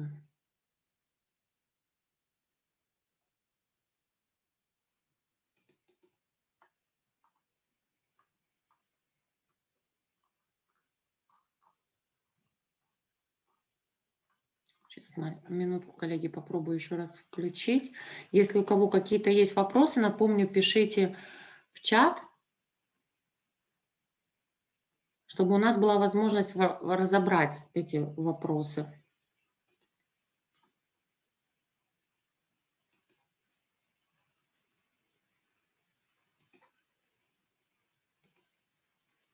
О, по-моему, получилось. Посмотрите, пожалуйста, сейчас видно, я просто перезагрузила тут немножко. Видно. Сейчас видно? Да, спасибо. видно. Прошу прощения. У меня опыт дистанционного, у меня больше опыт общего формата. Дистанционно, технически вот я еще как бы не совсем всем владею. Вот по кризису 3 лет, ну вот как бы основное так. Конечно, здесь важно что еще, да, учесть, что это не значит, мы говорим, что ребенок учится выходить из конфликтов. И здесь важно, чтобы родитель не увольнялся с позиции взрослого. Потому что даже в благополучных семьях бывают родители не справляются с кризисом 3 лет и передают ответственность ребенку за решение этих конфликтов. Это не есть хорошо. То есть у нас как бы родитель все равно, тут важно помнить, что важно говорить о том, что да, прогулка прекращена, почему ты истеришь, да, там мы больше не купим, потому что мы с тобой договаривались на одну игрушку, и не надо здесь истерить там в магазине. То есть позиция взрослого, властного взрослого все равно должна быть, присутствовать при этом, да. А когда этот кризис не переживают даже в благополучных семьях, сразу скажу, да, что бывают даже благополучные, успешные семьи, абсолютно не наша категория детей, не которые там попадают в детские дома, они не переживают этот кризис. Это когда авторитарные родители, знаете, прям вот такие жесткие, с границами. И тогда ребенок даже не пытается конфликтовать. Он даже не пытается идти на конфликт. И тогда он выходит тоже без этих стратегий поведения, выхода из конфликта во взрослую жизнь.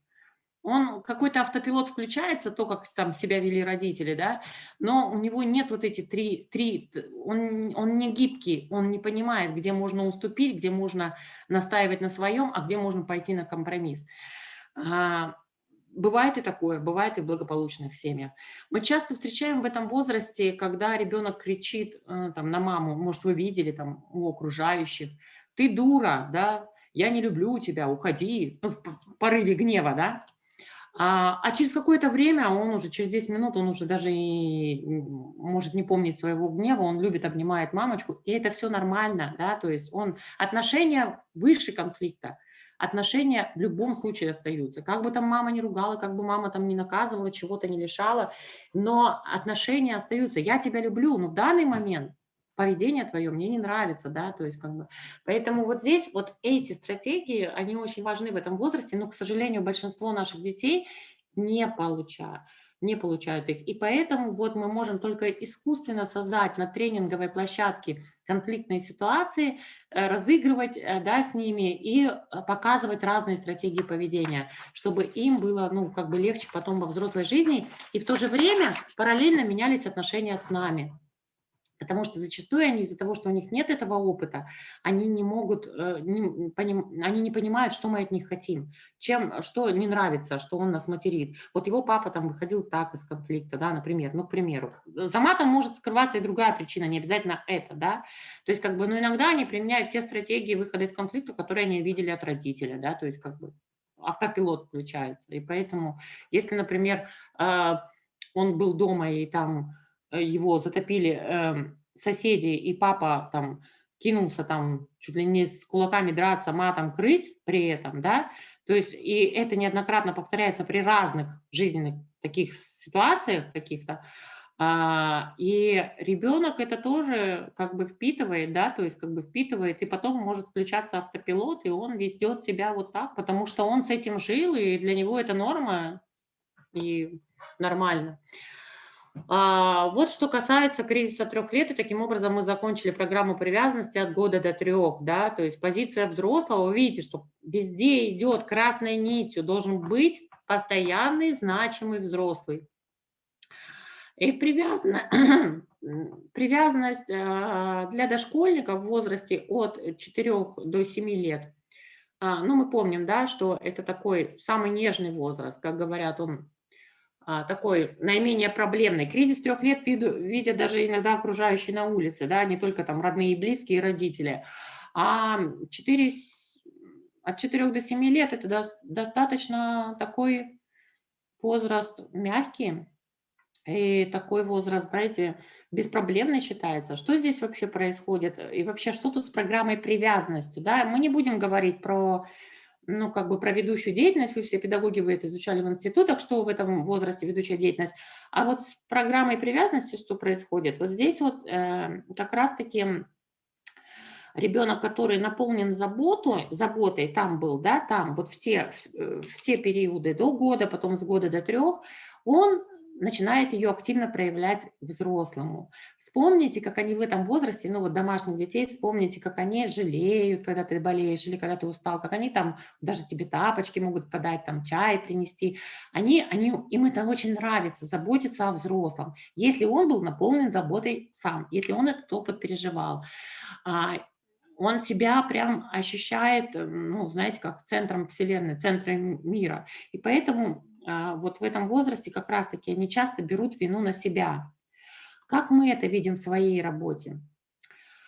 Ребенок, может быть, это не высказывает, но когда в этом возрасте изымают ребенка из семьи, он часто винит себя.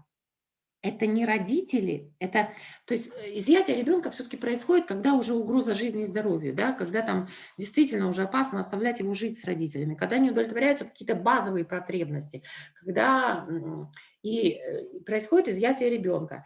И вот мы-то взрослые понимаем, что это родители не удовлетворяли базовые потребности ребенка, но ребенок в 4-7 лет, ну, это для их возраста характерно, он принимает вину на себя. Это я себя вел как-то не так, поэтому меня забрали от родителей. Вот у них внутри такая установка. Он не может вам выразить это иногда словами, чаще всего. Он не может это выразить словами. Это может проявляться в его поведении. И поведение, которое мы можем принять за там какое-то неадекватное, но у него вот этот драйв. Я себя плохо вел, и меня забрали от родителей, от любимых родителей. Он не дает, ну, вот такую критическую оценку, что это родители должны были быть заботливыми взрослыми и выполнять свои функции. В этом возрасте вот из-за этой уязвимости и он как раз-таки старт детских неврозов.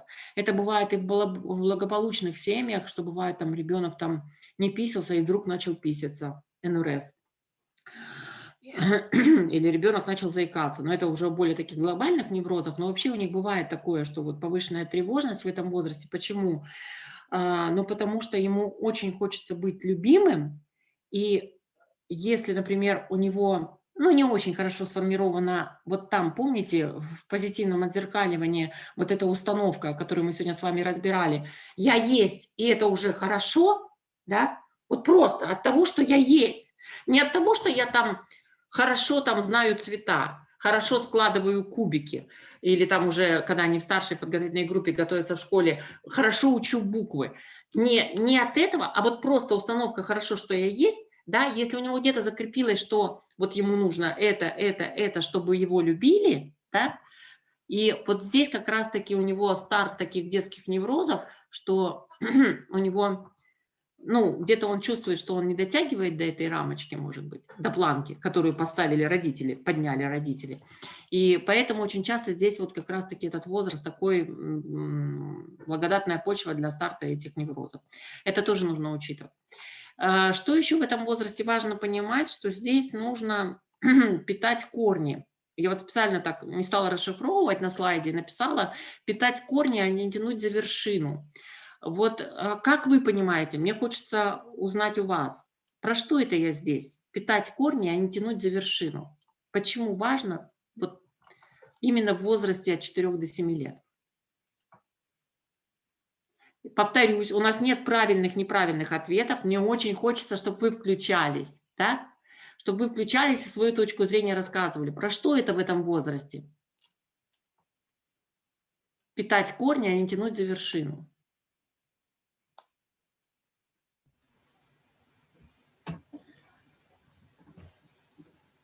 Воспитать фундаментально, наверное. Почему именно вот в этом возрасте, да, то есть как бы... В этом же возрасте как бы воспитывается основа ребенка. Угу. Какая в этом возрасте ведущая деятельность? Вообще вот возраст от 4 до 7 лет, вспоминайте, какая ведущая деятельность, да, то есть как бы... Игровая. Игровая деятельность. Игровая, конечно, Игровая игровая, да, я же понимала, что вы все знаете, это игровая деятельность. Что в этот момент мы делаем? То есть от природы... С ребенком играешь, например. Да, напомню, это от природы заложено. Ведущая деятельность игровая.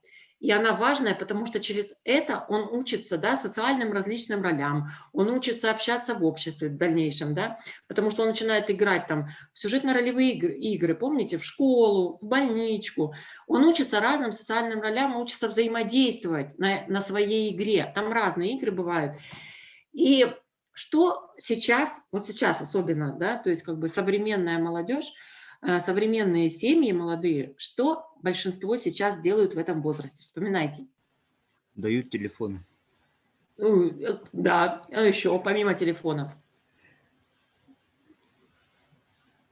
Помимо телефонов, что еще? Смотрят мультики, YouTube. Ой, это здорово, если смотрят мультики. А вы сталкивались с родителями, которые говорят, да у нас всего один выходной. В понедельник мы на английском, во вторник мы в бассейне, в среду у нас там репетитор по математике, подготовка к школе. Сталкивались с такими родителями, которые говорят, у нас всего один выходной? Есть. Это в городе, знаете, наверное.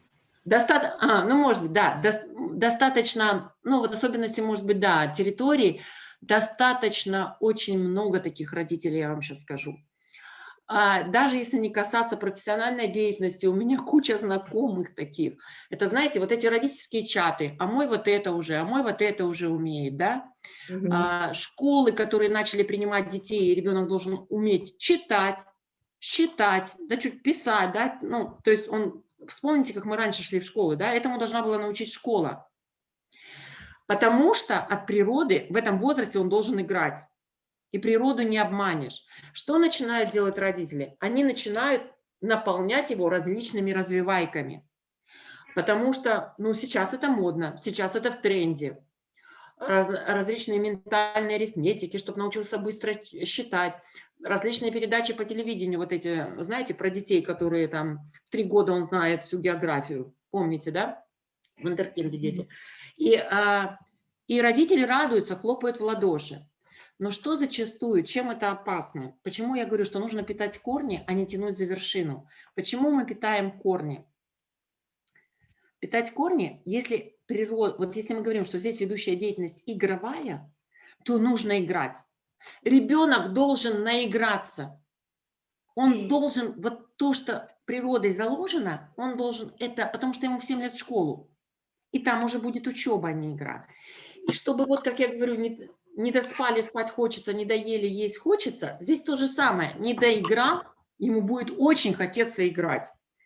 И вот эти дырки незаполненные, они дадут о себе знать. Потом в школе мы слышим о том, что он хочет играть.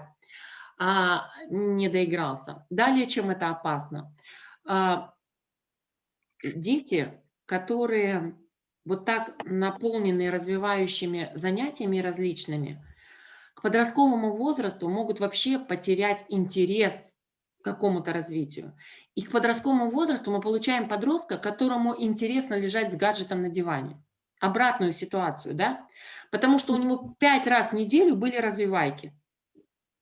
Я сейчас не про то, что ребенка не надо никуда водить. Просто мы иногда, ну как, у нас нет нормы, да, у нас нет какой-то середины. Мы или вообще никуда, или во все возможные кружки, во все возможные развивайки. И таким образом это не есть хорошо. Уставший ребенок с системическим синдромом, я думаю, ни одному родителю не нужен. Если мы берем, важно что, главное родителю увидеть склонность ребенка и уже развивать. То есть он не может быть у вас и математиком, и англичанином, и спортсменом, и со всех сторон. Здорово, всесторонне развитая личность, но где-то все равно приоритет в чем-то должен быть, там, где у него есть склонность. И тут не про речь, что вообще не развивать, но все-таки не забывать, что в этом возрасте самое главное – это игра. И мы получим успешного подростка, если он действительно в каждом возрасте восполнил вот эту свою потребность. Его потребности удовлетворены. Да? В грудном возрасте его держали на руках, качали, потому что у него была такая потребность. А вот от 4 до 7 лет у него потребность играть. Так дайте ему возможность наиграться. Что мы видим, когда мы выезжаем в семьи своих детей, наших воспитанников? Ну, я не знаю, бывает, скорее всего, соцпедагоги бывают. Почему там не всегда удовлетворяется потребность? Ну, потому что там, во-первых, не с кем играть. Нет взрослых, которые... Нету, может. Да, еще раз. Может, это не нам. Там бывает, что вот просто не с кем играть, взрослым, тем, которые там живут, им не до игры с ребенком, а все-таки, да, то есть как бы взрослый тоже часто включается в игру, не всегда ребенок должен играть сам. А еще даже элементарно иногда там не с чем играть. Да, я не знаю, встречали ли вы, я в своей практике встречала. Условий нету, наверное. Да, да, когда там просто даже не с чем играть, там ну, не во что ему играть. Он играет, конечно, подручными средствами, но нормальных игрушек для развития просто нет и не существует. Плюс взрослый, который никакую сюжетно-ролевую игру тебе не организует, не подыграет и не поиграет с тобой, если нет других детей, там, братьев, сестер. И поэтому вот игровая деятельность, а еще очень частая причина у наших детей, я не знаю, у нас это просто было, ну, очень, особенно... когда там поступают сиблинги, да, например, там ребенок там 7 лет, и у него 6 лет, и у него есть там брат или сестра младше, и ты читаешь личное дело и понимаешь о том, что ему приходилось быть в роли взрослого, ему некогда было играть, да, ему нужно было добыть пищу, пойти попрошайничать или своровать что-нибудь, потому что им нечего было есть. Ну вот просто, я не знаю, особенность вашего региона, у нас это очень часто было, да, особенно из отдаленных территорий, когда дети приходили, там просто нечего было есть. И он там добывал пищу своему младшему брату или сестре, чтобы поесть. У нас даже была вот семья, брат... девочка, у нее младший брат. Мы их устраивали в приемную семью, поэтому там вообще детальное было изучение личного дела. И, ну, почему? Потому что с родителями много работали, потому что девочка действительно не только ухаживала за этим младшим братом, у нее была бабушка, прикованная к постели там после инсульта, да, и мать пьющая и гуляющая, не ночующая дома. И девочке приходилось добывать пищу, там она у соседей просила, соседи подкармливали, куда-то ходила попрошайничала. Ей нужно было мало того, что братику, да, добыть пищу, еще и за бабушкой ухаживать, то есть она выполняла роль взрослого, да. И о какой игровой деятельности могла идти речь, да, то есть когда там все перевернуто, все роли были перевернуты. И, конечно, она пришла вот с большой такой дырой, что вот у нее эти потребности не были удовлетворены. Но почему мы это с родителями, я сразу поясню, почему вот с родителями подробно разбираем, и почему я считаю, что каждый воспитатель должен знать хорошо личное дело своего ребенка, прям изучать, находить время изучать, когда ребенок поступает новенький, потому что мы понимаем, что если ребенок выполнял в семье роль взрослого, то и поведение, причины поведения его, порой неадекватного, могут быть в этом. Поэтому приемных родителей, вот в этом случае, про который я вам рассказываю, мы очень сильно готовили, что эта девочка может начать проявлять дома роль взрослого. Оно так и получилось на этапе адаптации потом. Она привыкла быть взрослой, да, нести ответственность за брата и за бабушку, прикованную к постели. И поэтому, когда немножко там прошли медовый месяц они, и началась такая крутая адаптация, она воевала с мамой, у нее с мамой было с приемной соперничество за роль взрослого, потому что она же привыкла выполнять роль взрослого, а здесь вдруг мама заботится о ней, да, и мама, то есть как бы проявляет заботу и контроль над младшим братом. И у нее на почве этого начиналось соперничество.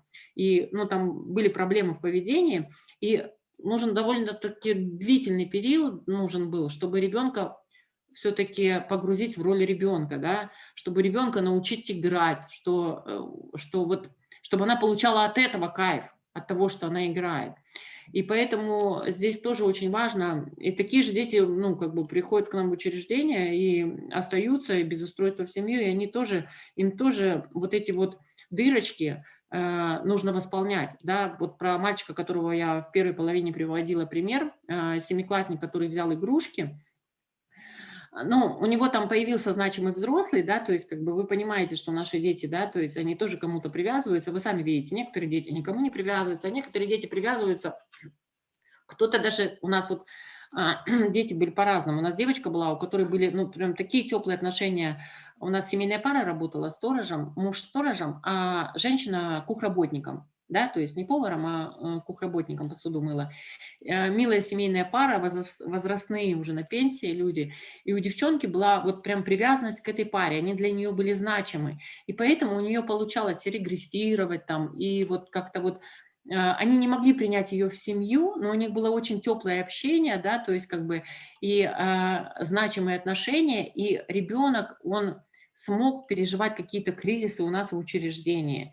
И мы смогли ее тоже, она у нас поступила в школьном возрасте, мы смогли и доиграть дошкольный возраст через это, потому что были значимые взрослые. Но это важно понимать, понимаете, когда, вот, кстати, когда приходишь в учреждение, я бываю в учреждениях, да, то есть как бы, когда приходишь в учреждение и видишь, что, ну, вот, не знаю, в детских домах чаще всего специалисты знают, какой ребенок, это мы вот на мониторинге, про который я рассказывала в 2019 году, когда мы ездили Дом ребенка. Мне удалось побывать в одном учреждении с Еленой Ольшанской, и как бы в доме ребенка, и на территории края в одном из домов ребенка. И когда воспитатели, Лена задавала вопрос про историю ребенка, я вот для себя отметила, что воспитатели даже многие не знали, что там у него с родителями, вообще историю, в каких условиях он жил. То есть у нас все знает соцпедагог, она занимается личными делами. Окей, соцпедагог отстаивает, да, с юридической точки зрения там права там ребенка. Соцпедагог очень досконально знает каждое личное дело, потому что, ну, это непосредственно ежедневная его работа. Но как вы, когда к вам приходит ребенок в группу, и вы не поинтересовались, не изучили это личное дело, вот для меня это нонсенс. Как я могу строить взаимоотношения и говорить потом, что у меня не получается, что он ведет себя неадекватно, если я не знаю его историю, если я не понимаю, что у него там было. Если я не понимаю, что там было, я не могу, ну, причину поведения определить, да, почему он себя так ведет, почему он может так себя вести. Потому что за одним и тем же поведением, ну, могут быть разные причины. И нет единого инструмента. Вот наша сложность, что у нас нет единого инструмента ко всем детям. Да? К одному ребенку мы подобрали тактику такую, вот, да, стратегию такую, у нас не получается складываться отношения. Применяем эту же стратегию к другому, а не получается. А потому что там, вот, ну, там по-другому, там другие травмы, там другое ребенка вот беспокоит.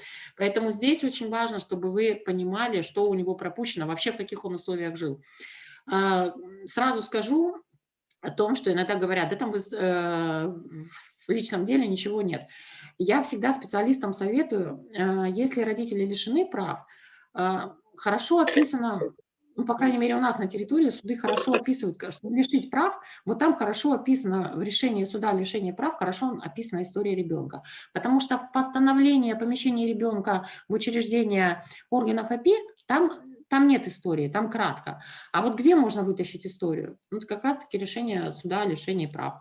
Обычно там, чтобы лишить, они расписывают достаточно понятно.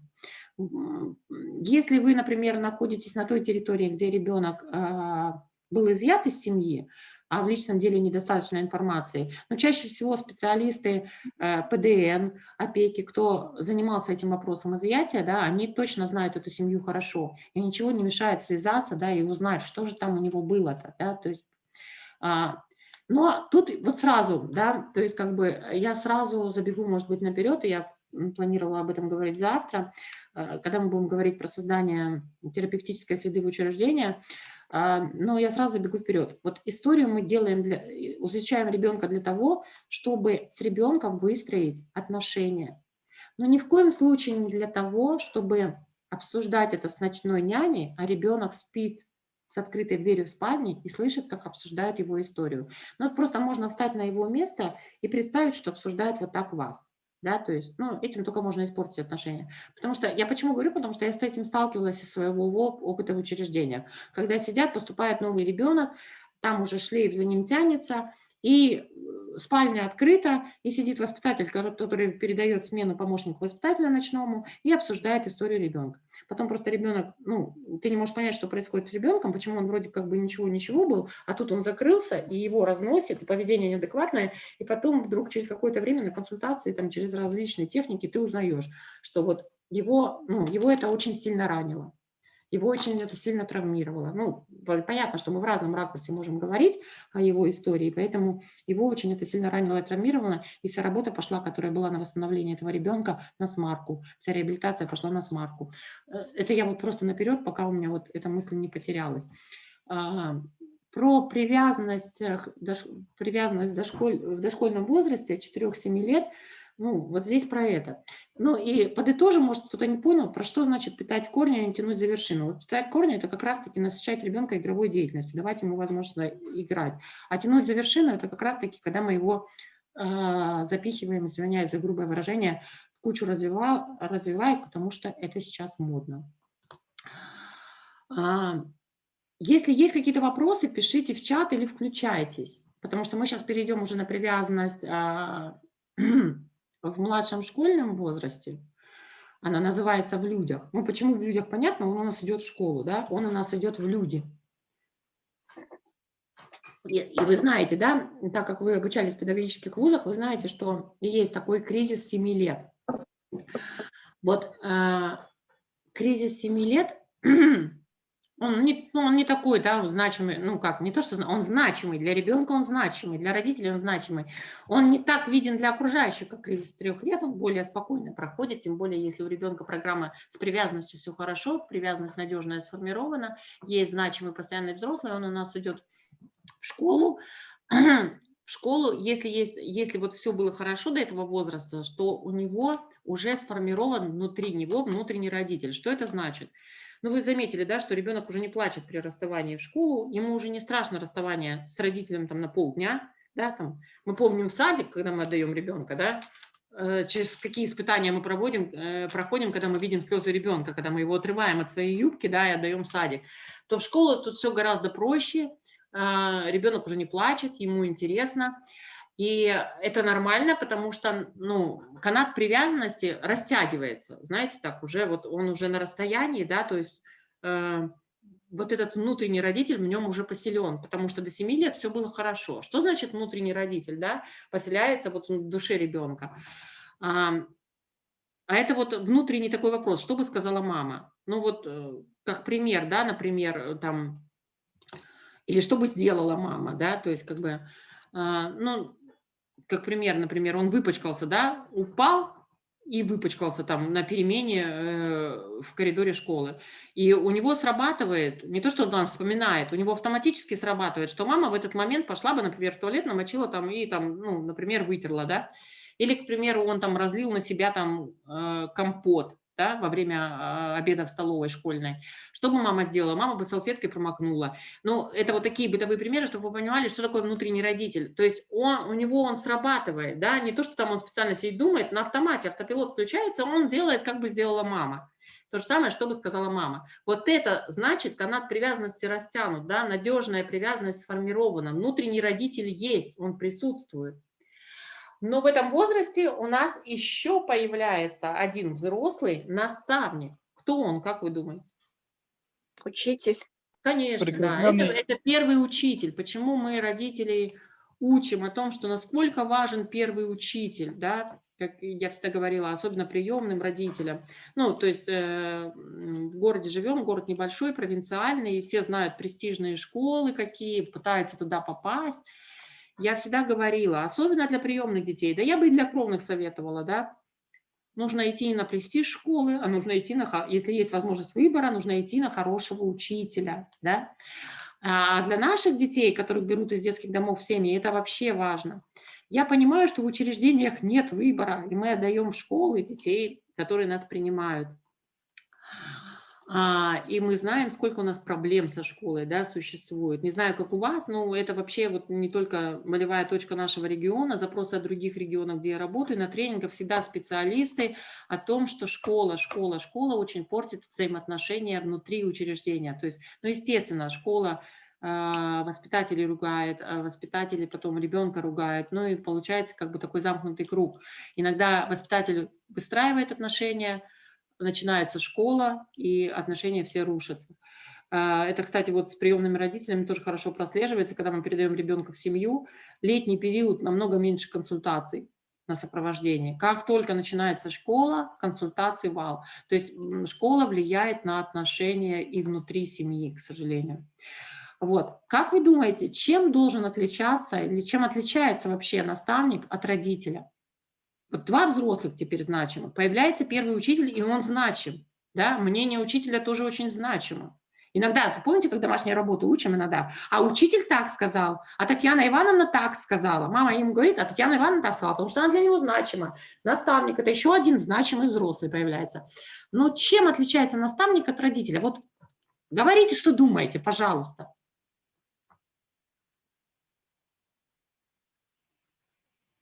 Ну, чем, ну, оба значимых взрослых, чем отличаются? По отношению к ребенку, давайте так, по отношению к ребенку, чтобы вам легче было. Родители должны любить, безусловно. Угу. Родители должны любить, безусловно. А наставники, учителя? Они учат. Они учат, да. Спасибо, коллеги, абсолютно точно. Смотрите. Дают советы. Да, родитель любит, безусловно. А наставник, он оценивает, учитель оценивает ребенка. Он же выставляет оценки, даже если в первом классе их еще не ставят, но там всякие смайлики, хвалит его. То есть там идут отношения между учителем и ребенком, отношения, основанные на оценке.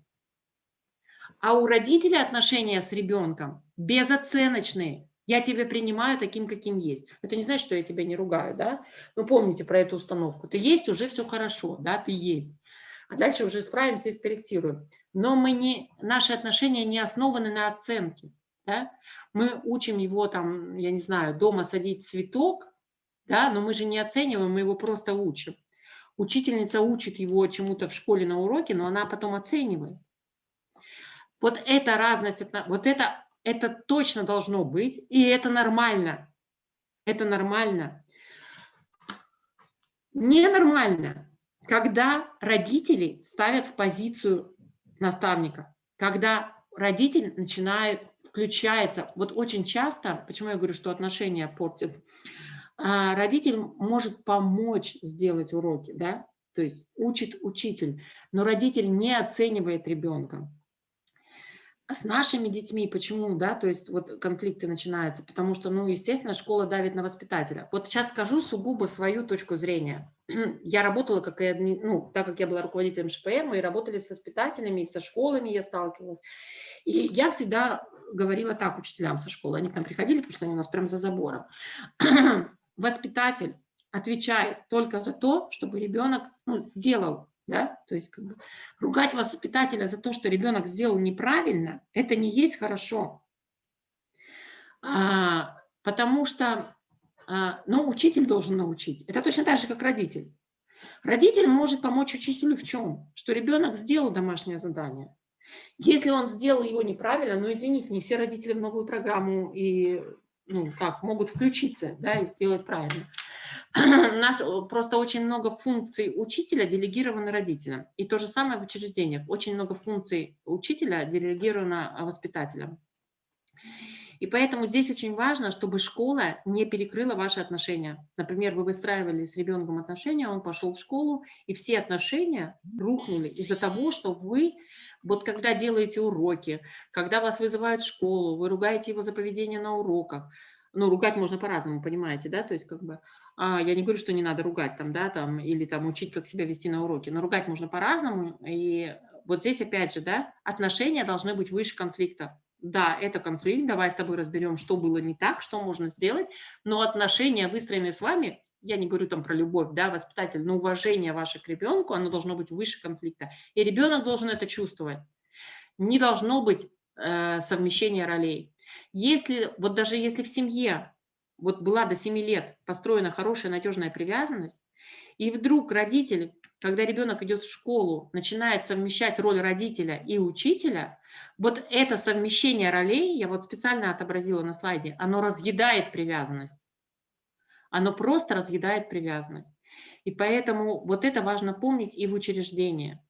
Я понимаю, что мы иногда, я не знаю, как у вас, вот, ну, к сожалению, строятся отношения, вот не хватает обратной связи от вас. Как вообще строятся отношения со школой у вас? Может быть, у вас этого нет, и у вас нет конфликтных ситуаций. Если это маленькая территория, возможно, вы как-то решаете, да?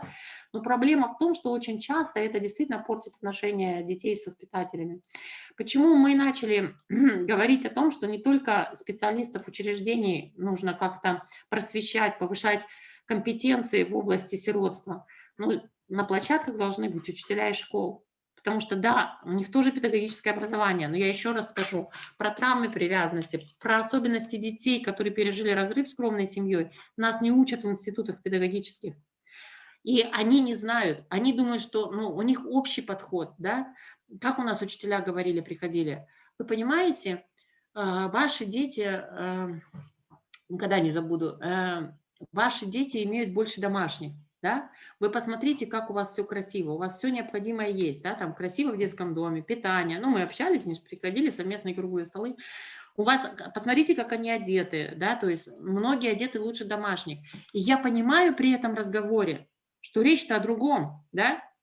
Мы говорим об обстановке, бытовой обстановке, и мы совсем, домашний ребенок, даже если он не так одет и у него не так красиво дома, как в детском доме, у него есть значимый взрослый. У него есть тот значимый, надежный взрослый, который его контейнирует при любых неудачах, который ему помогает и радуется за его успехи.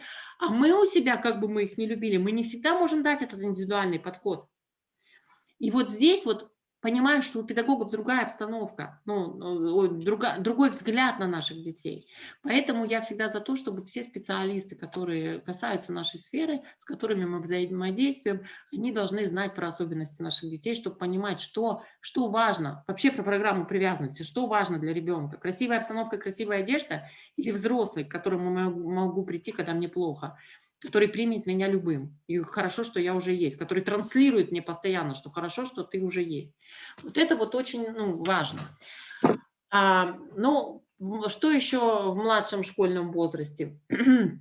С чем вы сталкиваетесь, когда ребенок, например, приходит в этом возрасте к вам, да, то есть, но опять же, это может быть о том, что он не готов в школе. Вот, кстати, я сейчас тоже скажу случай, который, мы применяли очень часто. Если к нам ребенок приходит в 7 лет, например, да, летний период, 7 лет исполнилось, по закону мы должны ему отдать в школу, 7 лет.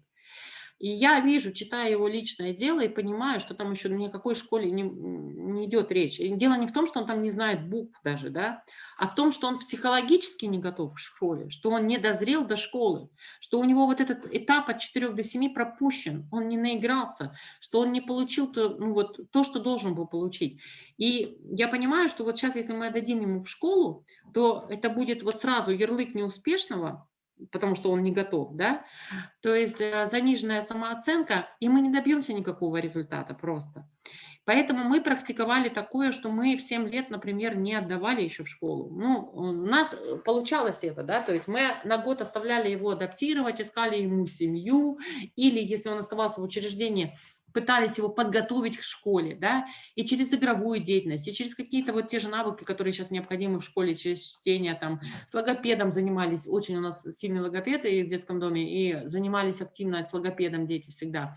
Мы шли на это. Это вот просто вам из опыта, то есть как бы вы говорили сегодня, что вам интересен опыт коллег. Мы это практиковали. Мы на этом видели, ну, успешность, потому что были, когда мы отдавали детей сразу в 7 лет, и был опыт, когда ребенок приходит, ну, они, конечно, разные бывают, но в большей части 7 лет, если он прожил там в неблагополучной семье и ничего не получал, то мы его оставляли и, ну, то есть заменяли детский сад. Ну, а сейчас дети вообще у нас с учреждений по 481 постановлению ходят в детский сад, чтобы хоть немножко успеть подготовить. Год это мало, конечно. Приемным родителям, лично в нашей школе приемных родителей, мы рекомендовали то же самое. Если он забирает ребенка, да, то есть ребенок недавно поступил из неблагополучной семьи в учреждение, и тут же мы нашли ему замещающую семью, и он забирает ребенка, и мы видим, что ребенок не готов, мы тоже рекомендовали не отдавать сразу в школу. И я знаю, у нас был такой опыт, что ребенка устраивали в детский сад, если не было возможности, вообще как бы, сразу скажу, ребенок с нарушением привязанности, поэтому приемным родителям, кого есть возможность, мы рекомендовали формировать эту привязанность дома, находиться как можно больше, удовлетворять физиологические потребности самому. Если я хочу сформировать с приемным ребенком привязанность, то первое время это точно только я его буду кормить, только я его буду укладывать спать и петь колыбельные песни и рассказывать сказки, как это можно было делать там в 2-3 года, а я буду делать 6-7-летнему ребенку, потому что он этого, ну, как бы лучше. Но ситуации-то бывают разные. Иногда родитель вынужден работать в силу финансовых каких-то затруднений и не может сидеть дома, приемный родитель. У нас пособия, кстати, в регионе, они достаточно очень скромные для приемных родителей, если это возмездная опека. Дома он вынужден идти отдавать ребенка в детский сад. И у нас принимали детский сад, мы договаривались с управлением образования, у нас принимали детские сады в 7 лет ребенка. Мы объясняли, почему, мы доказывали. Поэтому этот опыт очень и не рушит отношения родителя. А за год хоть что-то можно успеть подготовить в школе. Но это я про тех детей, которые вот приходят прямо накануне школы. Ну и после младшего школьного возраста наступает у нас такой же прям подростковый. Ну, я действительно его люблю, но часто родители его очень боятся. Сразу скажу о том, что если вот про то, что мы сегодня говорили, про вот эту здоровую, надежную привязанность, если этапы не пропущены, если заботливый взрослый, тот значимый взрослый, кризис будет так же, как в 3 года. Это кризис сепарации. Почему подросток равен 3-летке? Это тоже же кризис сепарации, да? Он отделяется от взрослого. И если эти все здоровая привязанность была сформирована к подростку, он будет не так прям, ну, знаете, больно проходить для родителей. Вот здесь как раз-таки по программе привязанности происходит завершение отношения привязанности между ребенком и родителями. Это должно быть так по программе привязанности, и, ну, вот даже там, знаете, в древние времена, в некоторых племенах, это уже действительно были подростки, они уже, ну, просто считались там взрослые люди и жили отдельно. Смотрите, что здесь происходит. Ребенок 15 лет, он уже взрослый, да, там 15-16 лет, он уже взрослый. А с социальной точки зрения он у нас еще ребенок. У нас может уже уголовная ответственность наступать, а он до сих пор еще ребенок. И у него куча запретов вокруг. И вот здесь происходит раздрайв у подростка. Где-то я взрослый, а где-то я ребенок. Похож на кризис 3 года. Да, спасибо, я не дождалась, простите, я уже просто время поджимает, я смотрю, что мало остается, хочется больше дать. Нет, с одной стороны я взрослый, с другой стороны я ребенок. Вот в подростковом возрасте получается то же самое, очень похоже. Важно помнить, что воспитывать в этом возрасте поздно. И просто важно хорошо сохранить отношения. Вот хорошо Людмила Петрановская привожу, я просто советую почитать ее книги вам. Да, я потом по окончанию 3 дней сделаю даже рассылку, то, что у меня есть в электронном варианте. Хороший пример. Родитель в подростковом возрасте, она приводила пример, должен быть, знаете, вот помните ринг, где идет бой, да? Например, бокс, да? Знает, как правильно называется человек, который машет полотенцем в углу ринга на перерыве? Да, вот. Вот родитель вот в этой позиции, в подростковом возрасте, который машет полотенцем, это подростковый возраст, для него значимы совсем другие отношения. Вы тоже помните об этом. По возрастной психологии в подростковом возрасте родители не значимые, а значимо мнение группы, значимо мнение сверстников и значимо. Родитель не может выйти за него и решить его конфликтную ситуацию. Он не может. Он может полотенцем помахать, он может посадить, советует, рекомендует, может помахать, а уже дело его, примет он эти советы и рекомендации. Вот это важно. И важно помнить, что в подростковом возрасте мы другую позицию, все воспитывать поздно. Но мы-то находимся, составляет воспитывать поздно. И вот здесь тоже важно сохранить отношения. Здесь наша мудрость, да, должна быть. Но мы о подростках еще будем говорить на следующих мероприятиях, и подробнее на этом остановимся. Что здесь помогает? Родительский образ, который я говорила в 7 лет, когда ребенок приходит в школу, уже сформирован. Здесь тоже он работает, да, то есть он тоже обязательно работает. И вот это родительство ну, как бы с оценкой, что я есть уже хорошо, да, у меня бывают косяки, да, меня там родители чему-то учат и что наказывают, но все равно отношения выше, любовь выше, и я знаю, что бы я ни сделала. Я подожду в школу, родители меня очень сильно там накажут, что-то будут. Родительский образ внутри себя, если он сформирован к подростковому возрасту, то он дает хорошее отношение к себе, веру в себя, утешение, и такой ребенок, конечно, никогда не подождет школу, если у него это все сформировано.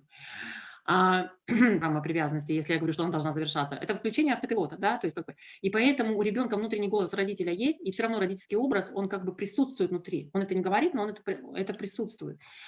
В подростковом возрасте, если мы его в виде лестницы изобразим, да, подростковый возраст наверху, вот опять же, да, мы зашли с вами в подъезд, да, например, пятый, вот у меня, кстати, у меня дом без лифта, 5-й этаж. Я не могу, зайдя с первого этажа, сразу прыгнуть на 5-й, да? Я пройду все этажи, все лестничные пролеты.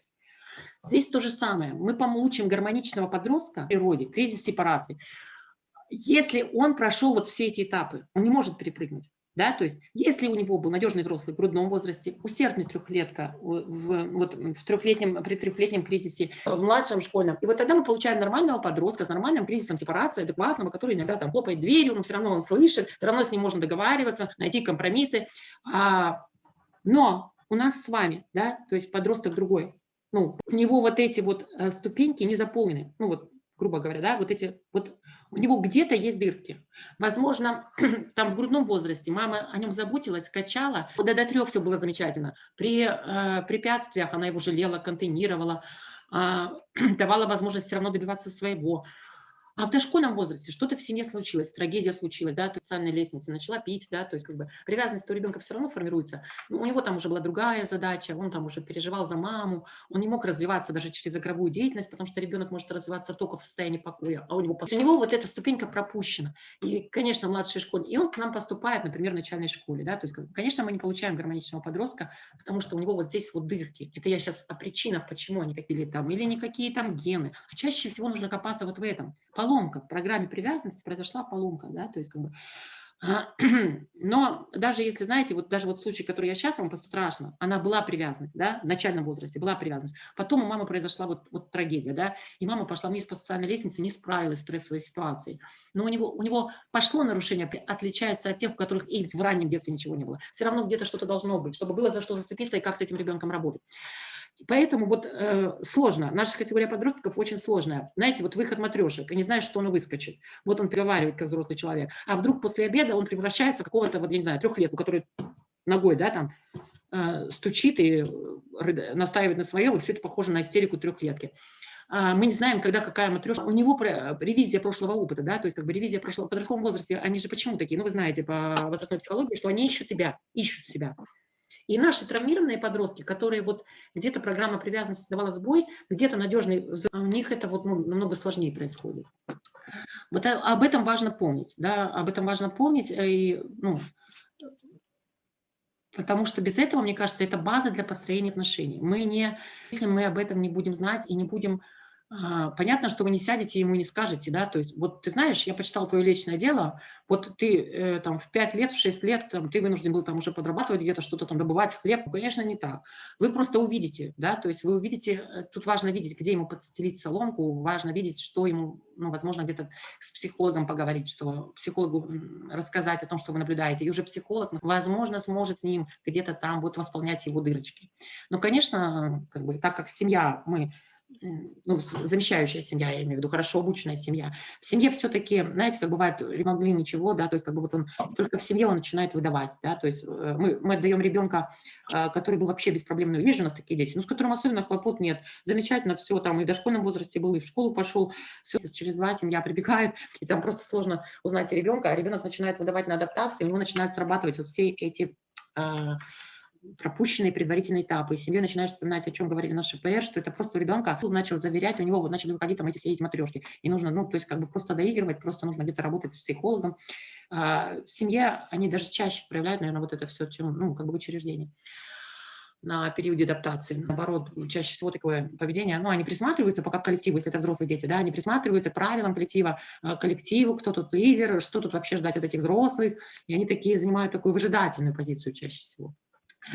Вот тема привязанности, да, что важно помнить, что она включается сразу после рождения и направлена на выживание. Все, это витальная потребность. Что значит витальная? Жизненно. Ну, то есть, если ее нет... Жизненно. Что? Жизненно, конечно, да, придумали не какие-то психологи. Так мы устроены природой. Найди своего взрослого и вцепись с него. Только так ты можешь выжить. Это вот тоже я привела цитату из Людмилы Петрановской, потому что она мне очень нравится. Наличие привязанности должно постоянно подтверждаться стабильно. То есть стабильность. Мы будем завтра с вами говорить во второй половине про стабильную среду, которую в учреждениях важно создавать. Потому что, ну вот, по-другому никак. Когда мы не знаем, что будет завтра, это очень сложно для наших травмированных детей. Но для нас это сложно, а для травмированных детей еще сложнее. Ну и программа привязанности диалогичная. Доверие, зависимость, забота и помощь. Вот это как раз-таки такая глубокая эмоциональная связь, она и есть пуповина, да, про которую мы говорили, только она была, когда ребенок перерезает, это физиологическая, а здесь она психологическая пуповина между родителем и ребенком. Вот, наверное, все. Ну вот еще можно про ключевые факторы, да, скажу, потому что, ну, акцент сделаю, мы про это. Избирательность отношений. Мне нужен именно ты, а не любой такой же, да, вот это вот. Ограниченное число фигур привязанности, их немного, не может быть больше, да. Конечно, ребенок привязывается и к бабушке, и к дедушке, и к тетям, которые часто общаются. Вот уже где-то 8-9 месяцев ребенок уже начинает узнавать своих, да. Если я приезжаю к внучке, она меня уже узнает. Если придет посторонний человек, она уже не так реагирует. Ей надо сначала ограниченное число фигур привязанности. Мама, да, мама – это константа постоянная с папой. Но есть же еще родственники. И вот, как говорят психологи, деревня привязанности формируется к году. И постоянство отношений с ними. То есть он, даже если она уходит в магазин, она возвращается. Даже если она заболела, легла в больницу, она возвращается. Вот это формируется в детстве. Базовое доверие к миру. Мы всегда говорим про наших воспитанников, что их поведение, их особенности связаны с тем, что они не доверяют. Если нет надежной привязанности, то и нет доверия к нам окружающим. Почему они нас проверяют на прочность? Почему они с нами так общаются? У них нет базового доверия к взрослым. Ребенок, который пришел, вы же видите, что некоторые дети в учреждениях отличаются. Если была сформирована привязанность с мамой, где-то что-то как бы в поведении будет проявлять, но все равно у него есть доверие вообще к взрослым, потому что у него был этот опыт, был. А бывают, приходят дети, которые, ну, они изначально уже не доверяют. Слишком часто на пути небольшом уже встречалась куча предательств от взрослых. И поэтому от взрослых, которые должны быть, ну, наоборот, заботливыми и близкими. И поэтому они к нам уже приходят с недоверием. И поэтому очень часто проявляют такое поведение. Просто по времени смотрю, буквально 5 минут осталось на ваши вопросы, хотя я предполагала, что хотя бы минут 15 оставлю. Я очень хочу услышать от вас, если даже там с чем-то не согласны, с чем-то согласны, но вообще хотя бы выйдите на связь, кто может звуком, кто может в чат, скажите, понимаете ли вообще, зачем это нам? С этого начала. Вообще понятно? Если честно, вы не понимаете, зачем это вам надо в ракурсе отношений с детьми в детском доме, и вообще вы шли на другое, и не понимали, что будет в этом, так и говорите. Правда, я очень люблю мнение. Может быть, какие-то вопросы, может, что-то не догнало. Ну, понятно, что был такой ограниченный режим, но очень хотелось, доступно для вас было, недоступная информация. Пожалуйста, любые вопросы, очень хочется обратной связи.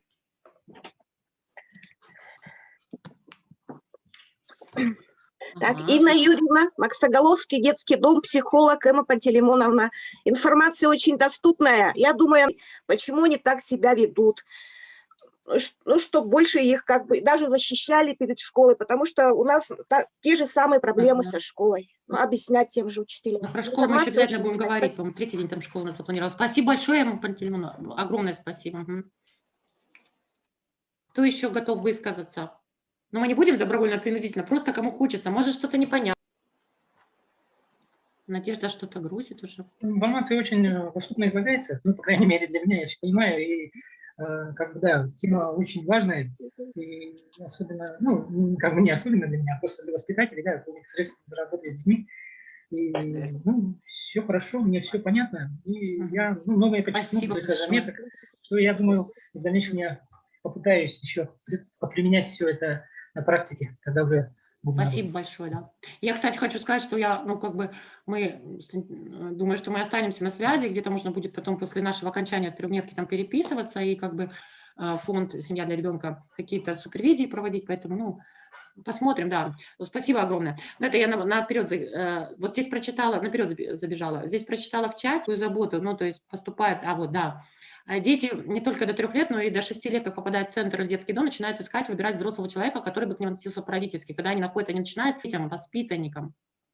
А кто-то добавил, кто, по-моему, ниже, правильнее будет ревновать, да. Но это вот, кстати, когда они ищут взрослого, к которому привязаться, это хороший признак, значит, у них был опыт привязанности.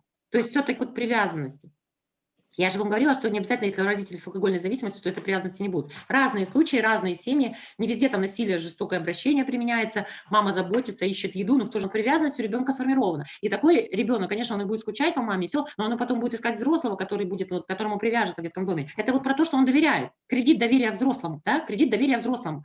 То есть его, а вот опыт предательства, я не скажу, что часто, но бывают дети, вот предавали взрослые, да, ну, бывают дети после насилия, да, там, отчим насиловал, мать пила, не защищала, знала об этом. И вот такие предательства взрослых, такие, если это многолетний опыт, искать не будет потом, он может не искать даже этого. Он может тогда, знаете, как распыляться на всех, да, то есть, и, ну, может наоборот никому не доверять, а может наоборот, каждому взрослому будет казаться, что он привязан именно к нему. И это будет казаться всем.